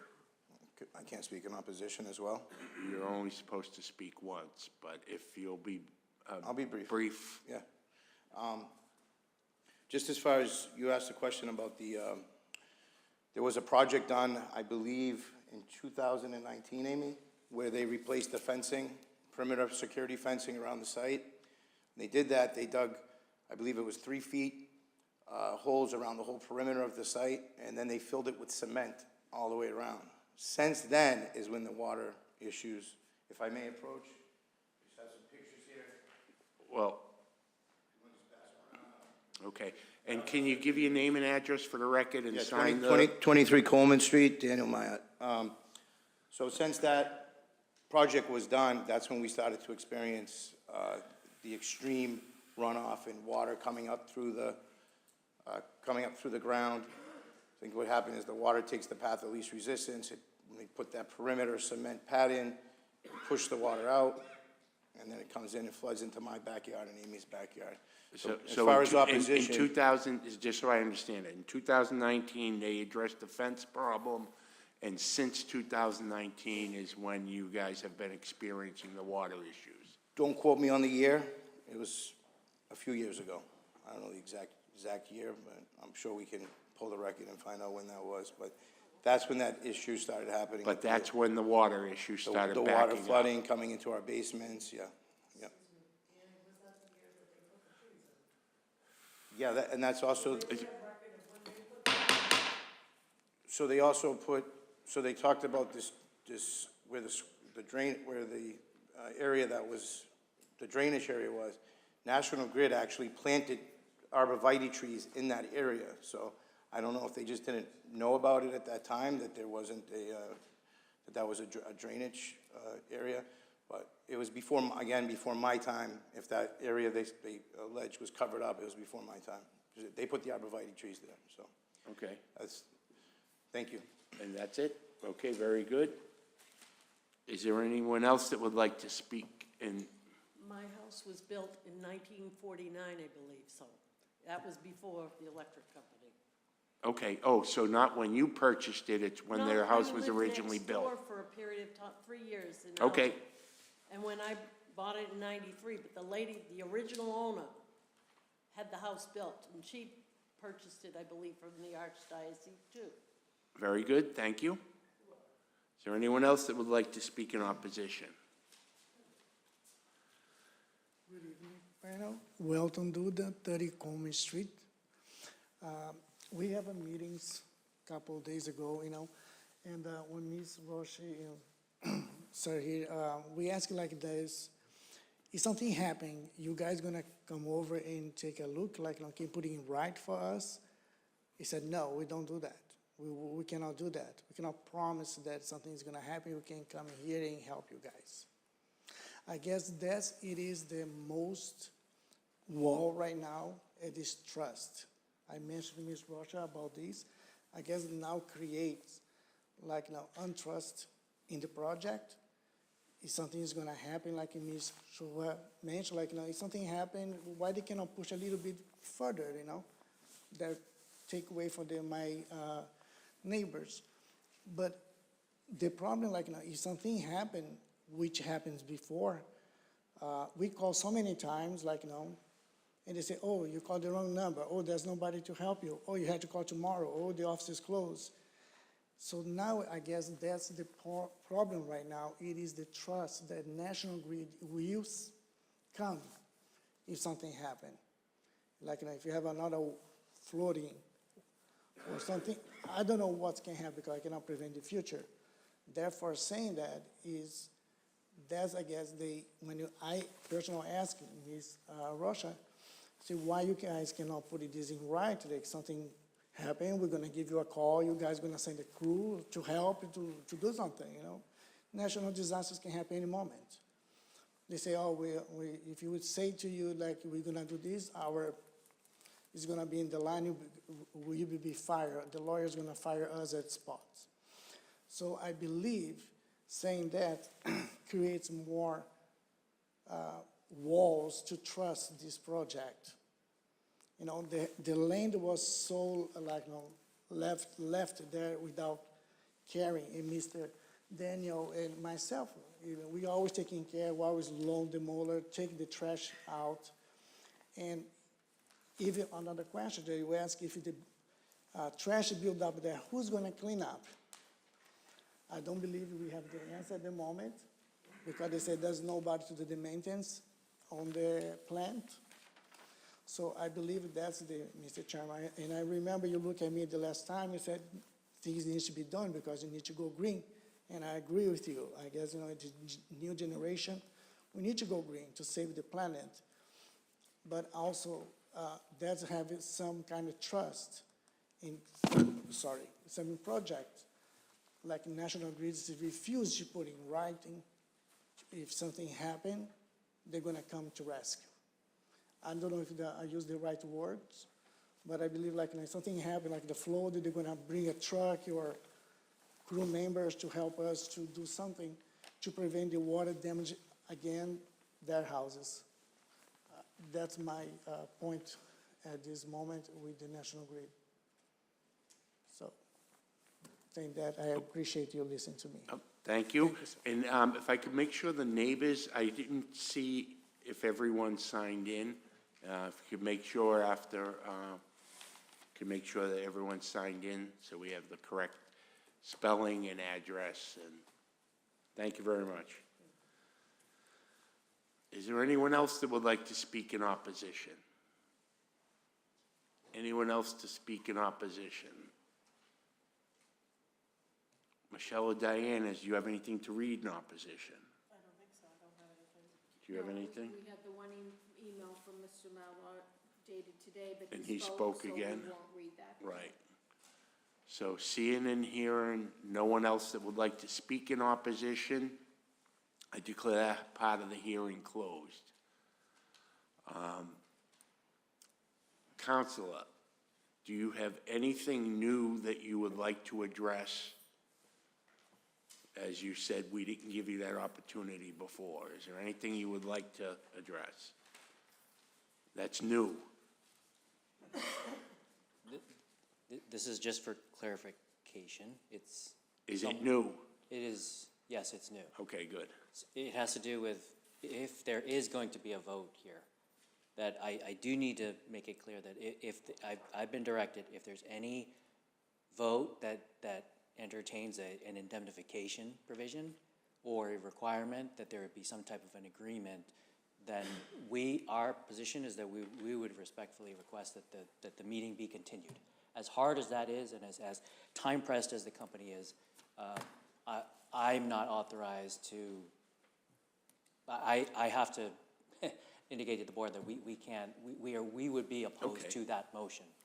No, that's good to know, thank you.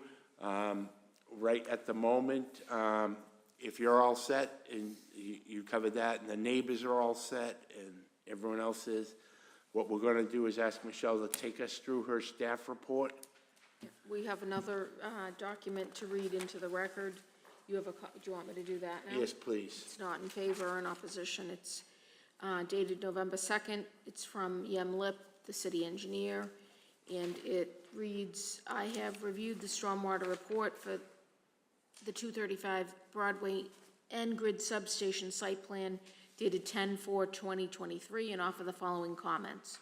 The proposed plan is acceptable with the following conditions. 1, applicant shall ensure that the detention pond swale will not have standing water more than 72 hours, minimizing mosquito repopulation. 2, applicant shall provide project timing schedules and sequence of development, including clearing, stripping, rough grading, construction, final grading, and vegetative stabilization. 3, applicant shall arrange with the city engineer office for initial inspection for on-site soil investigation prior to construction. Should the soil condition be different from submitted soil borings, the proponent shall revise and resubmit swale design and stormwater report. 4, arrange for final inspection when all work, including construction of stormwater management facilities and landscaping, have been completed. And 5, as-built plans, provide CAD and PDF copy of as-built engineering, as-built, including engineer certification of detention leaching basin once site work is completed.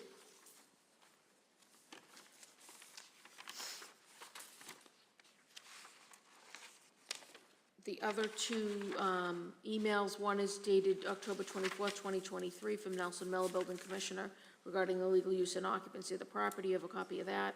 And then the email dated October 24th, 2023, from Alicia McNeil, Acting City Solicitor, regarding encroachments. I already read that into the record. So I believe we've already gone through the full staff report. And that is the one that's dated September 13th, 2023. So I won't read that into the record.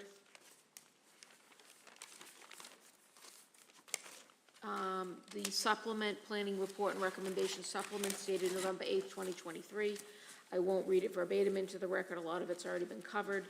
Basically tells, describes that you tabled the hearing, You held the hearing, you tabled it in September.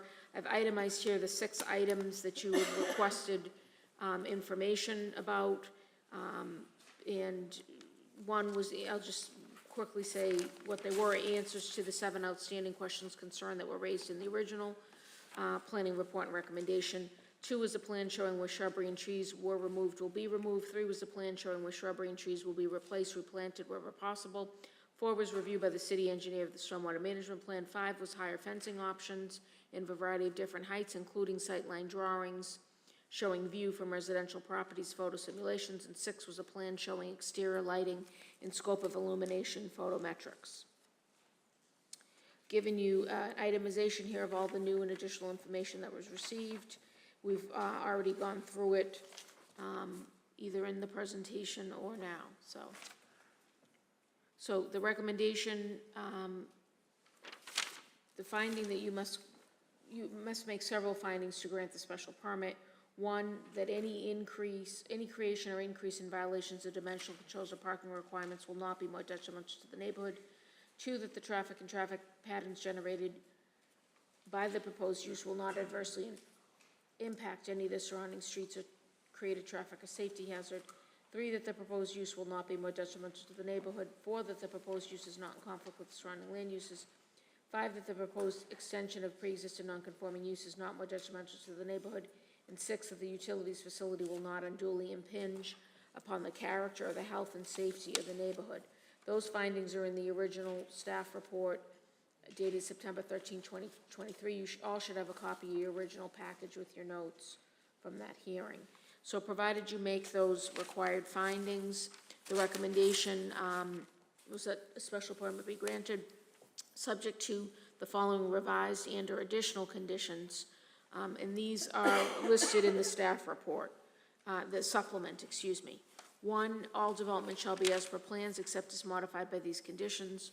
2, install and maintain fencing 12 feet in height using, and I've updated this, textured tough barrier plus style by AL sound walls or comparable similar style to screen abutting residential properties.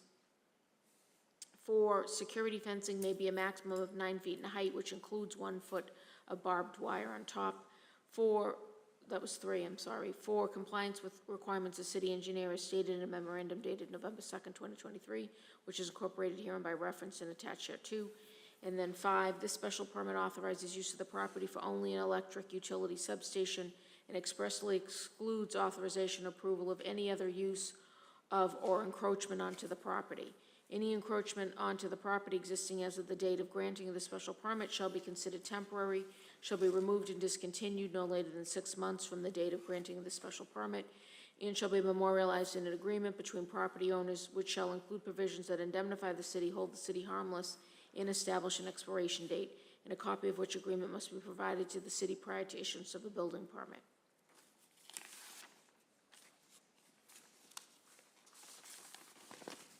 Okay, does anyone have any questions for Michelle?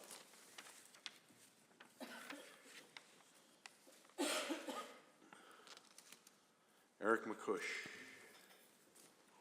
Michelle, I don't know if we have the right to this, but Nelson had mentioned occupancy permit versus building permit. On item 5, can we change the word build, the second to last word, from building to occupancy? Yes. That would give them a chance to get up, get moving, but before they actually finalize everything, they'd have to take control of their property? That would, yes, if this is, so you're talking about the date by which we would need to receive an agreement of an encroachment. So that's that last section. Yeah, Not the date by which they must remove the encroachment. right. Okay, so yes, so that would be true. So you could change that. I put in building permit as the placeholder because that would be the most, other than, immediately upon issuance of the special permit, that would be the most, the strictest trigger, if you will, or the strongest trigger. So that's why I had started with that, to suggest that. But yes, you could change that to occupancy permit.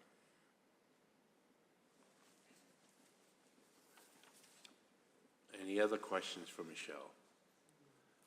I mean, I will point out that, I'll let Stephanie ask?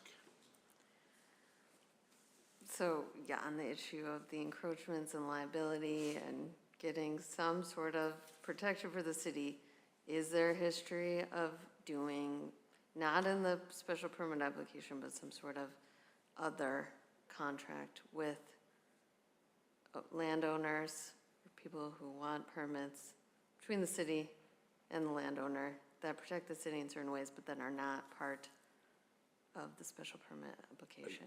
Are you asking me or Michelle? Or Michelle, or, yeah. I either one. personally don't know of any.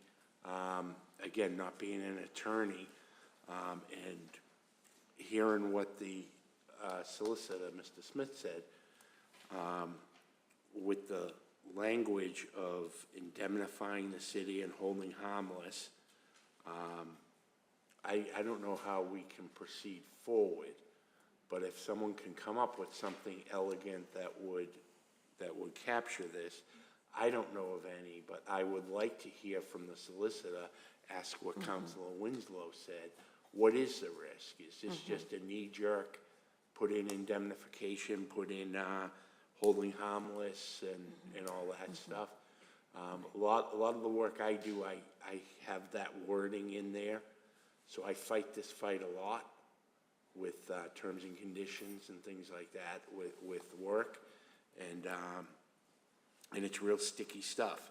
So I would like to know what the city solicitor's opinion is of what Mr. Smith proposed in his, and recognizing that she didn't agree to it, but she seemed to be sympathetic to some of it. And then what Councilor Winslow suggested, find out what the risk actually is that she's worried about. Because, I mean, I heard a couple of people saying they'd never sue the city. Well, once something goes bad and you start looking for whomever you can go after, that's when it's going to happen. So that's why I'm cautious about it rather than just saying, well, let's just do what's easy, or do an easement, or just let them do it. I guess the easiest thing would be to have National Grid go around and pull, 3 feet from their property line and give it to the neighbors? That would be one option. I don't know how feasible that is for people, but there's got to be another solution for this, but I would like to have the city solicitor weigh in before I vote favorably for it. Right, and I think that the language that National Grid proposed is also problematic in that it continues to say that they will demand that the encroachers stop encroaching, which we know that several encroachers don't want to stop and would deem it to be pretty unfair and could lead them to potentially sue us or multiple other people, and it could lead to a lot of problems. So I would personally like to see some other way to get some language that protects, working with the city solicitor, that protects the city and could potentially open up the encroachments being viable, whether or not that has to lead to property being, transferred, or some agreement that encroachment can stay. Because as Nelson noted, if this wasn't brought up, if this was just brought up aside from a special permit, he would just say, work it out amongst yourselves. It wouldn't be the city swooping in and saying, you have to do X, this is a zoning violation. Could I answer as well?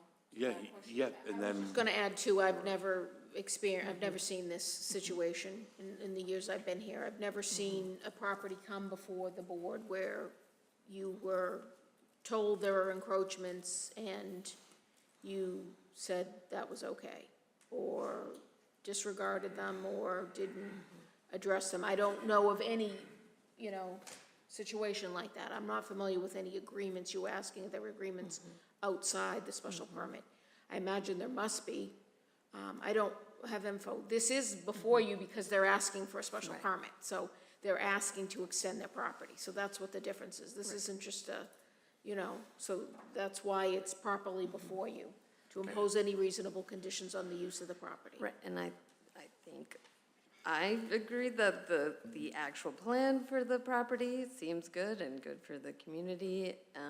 And I would like to be able to separate the encroachment issue, given the timeline, given they have to do this per federal law, and that the neighbors have a lot of problems with giving up what they've had for many, many years, and that just creating that mess. Like, how can we do something to separate the two?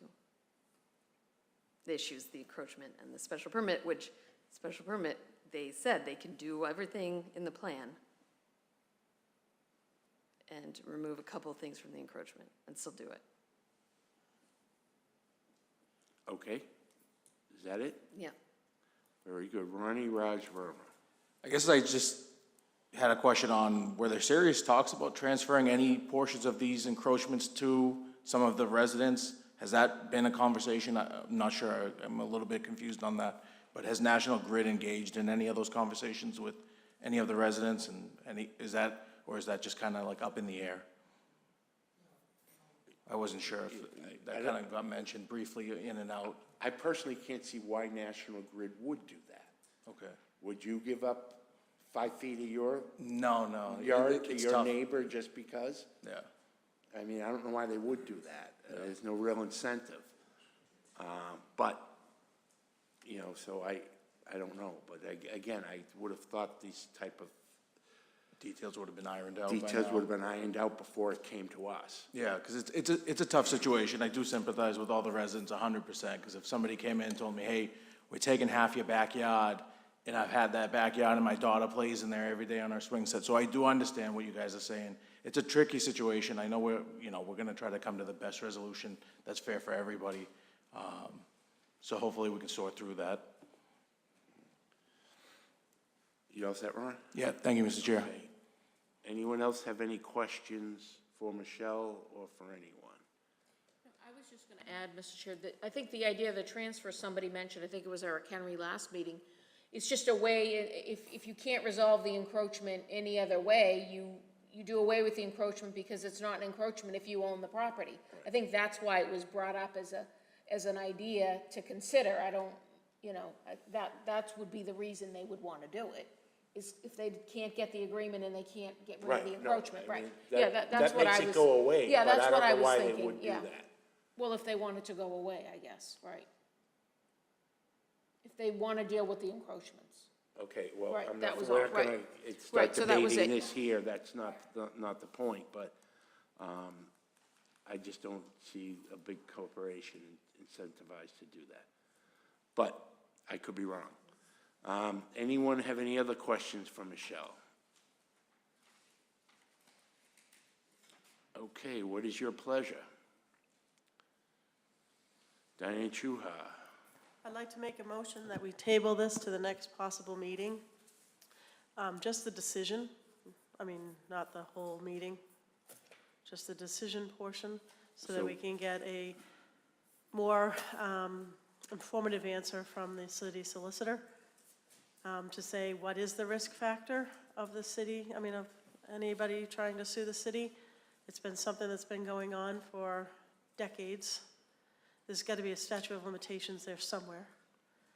But maybe it hits when they first find out, so could be a moot point, but I'd just like to So table it. You'd like to get more information from the city solicitor regarding risk, like Councilor Winslow mentioned. Yeah, exactly. The risk about having the indemnification and, Also like to, if I can yeah, jump no, I'd on love to to, that. yeah. Like to find out what her opinion is of the proposal from National Grid, from Correct. Attorney Smith, if there's some agreement that can be worked out that way. Right. And if there's a real issue that we have to remove the encroachments, do they have to be removed? It's again, with the risk factor, do they have to be? Because if everybody seems to be okay with them,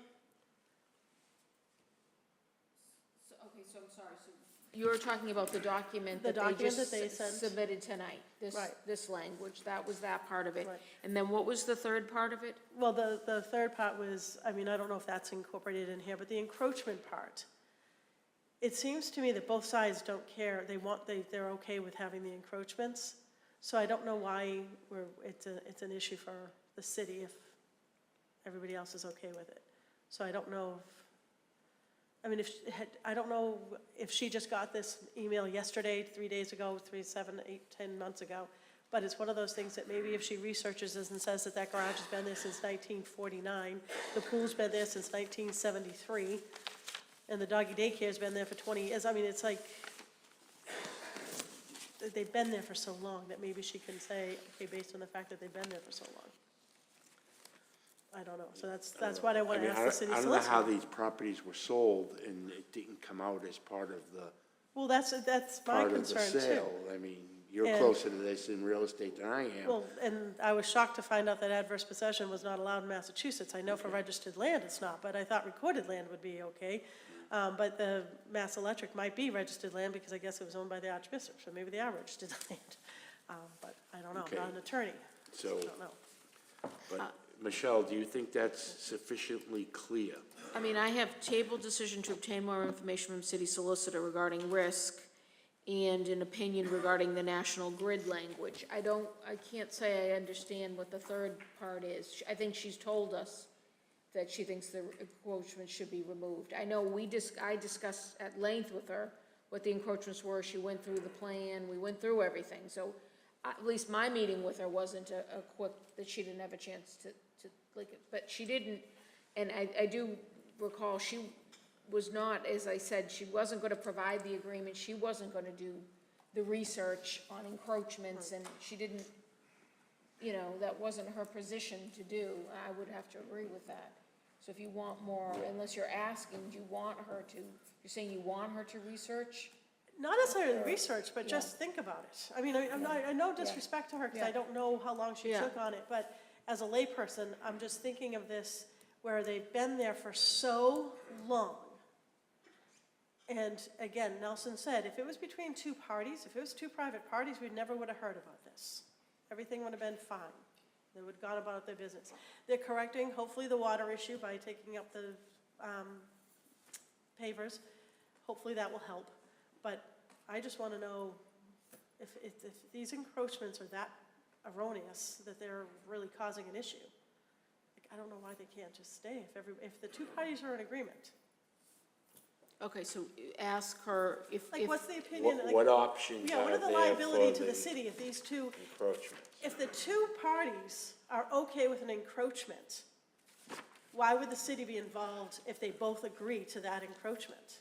So if they have an encroachment agreement, it says, I'm giving you this encroachment, you can't sue us, we can't sue you, or whatever. I don't know why that's not an issue, why that would be an issue for the city, because again, there's no risk to the city, it's between two property owners. Do you have what you need, Michelle? I think so. Ask her why, more info on why is an encroachment an issue if the two parties agree to an encroachment. Right. But you want to know you also want to know what the risk is to the city, because that was the original question. If you grant a special permit, you're somehow acknowledging and memorializing the. Yeah, you can ask her what that risk is for us, but again, Yeah. if we would Well, that's never- what I was asking, was what's the risk for the planning board to grant a special permit? There's people ahead of you, Ron. Yeah, okay, thanks. Yeah, I think I have some of that, so that's good. And I think we should also get her here next meeting. Yeah. And have her be here in case any issues come up, so we're not playing this game of, I'm not a lawyer, but this is what I think. Right. That's what I was going to suggest, Mr. Chair. Okay. She could just be here if we could request that. Yes.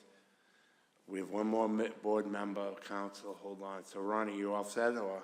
Yeah, it was exactly, you get the name. Okay, thanks. Stephanie? Yeah, I did want to second, but also to just clarify that. Why isn't this working?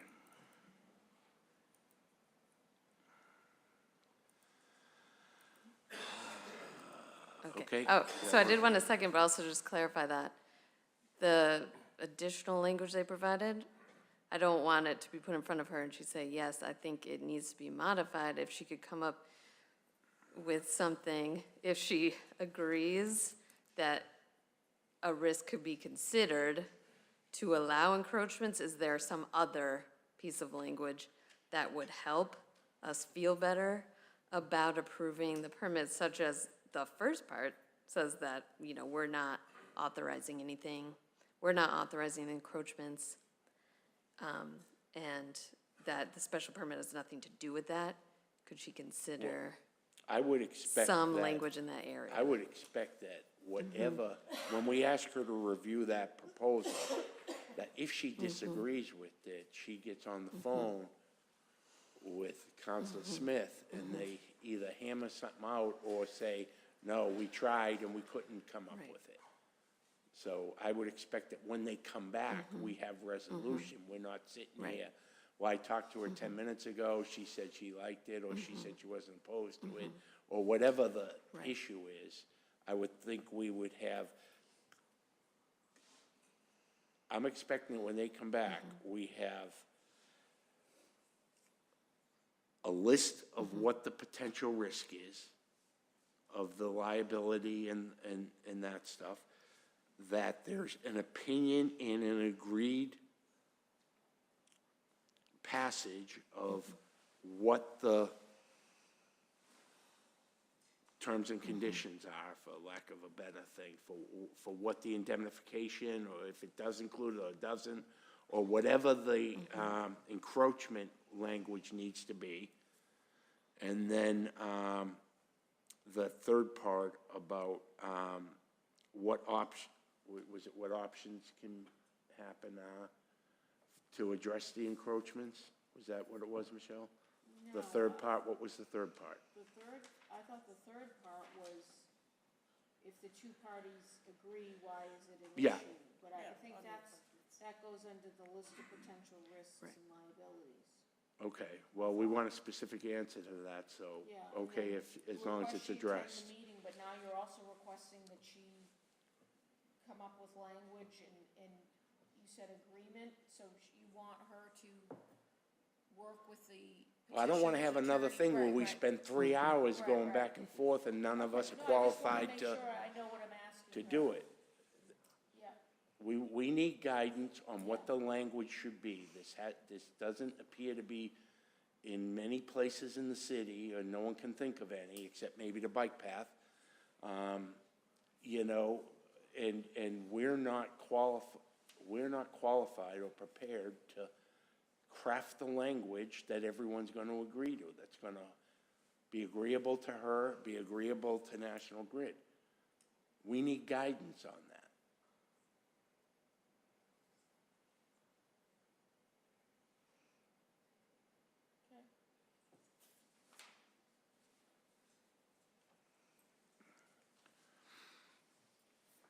Okay, so you were seconding that? Yes, yes, I second. Okay, Ronnie, you had a question. Just, I guess, touching on that crafting of the language, should the language really be that National Grid meet with the city solicitor and the residents of the encroachment areas, and they collectively meet?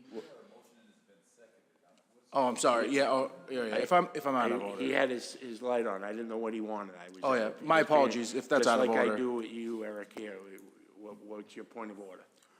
We had a motion and it's been seconded, so we should be pursuing, are we calling something to vote here or something, maybe? Well, we will do that. I thought Ronnie might have had a quick point that he wanted to clarify. No. Before he cast his vote. My I apologies. didn't know he was gonna go into a different path. My apologies, question was out of Okay. order. Okay, thank you, and thank you, Eric.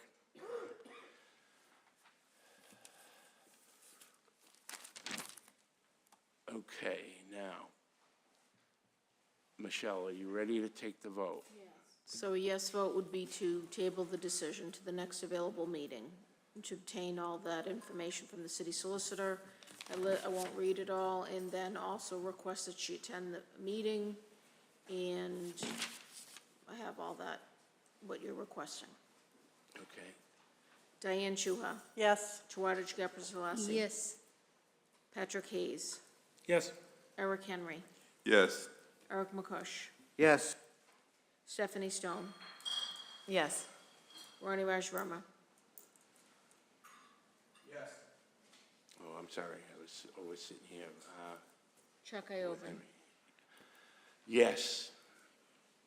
So this matter will be tabled until we get more information from the city solicitor and address some of the concerns we have, specifically about the encroachments and how to handle them, because I think National Grid did an outstanding job with regard to resolving the issues with the fencing and screening, the sight lines, and a lot of the other questions that we had.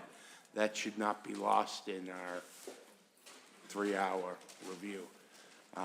There was a lot of work done and a lot of excellent work, and we just need to resolve this last piece. Okay, thank you. So, let's see, give me a second. Where's my thing? So that ended at 10:54. Okay, so, Mr. Henry, could we get a quick update on the CPC? Yes, sir. Thank you again, Mr. Chair. CPC will be meeting next week. We're going through, last meeting we had 3 petitions before us. We have another 3 petitions, and we will continue. We're not going to have a December meeting. We're going to have another meeting in November. Is to get these to make a decision on those various petitions before CPC.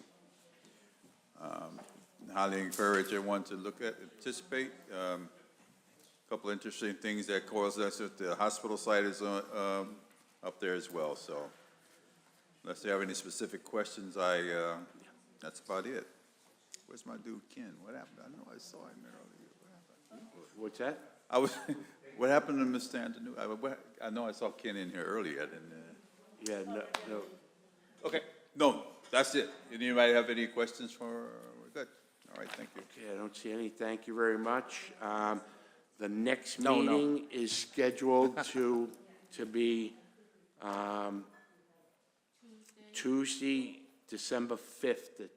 It's going to be the joint hearing on the MBTA zoning. Can everyone make Tuesday, the 5th of December? It's the same time, right?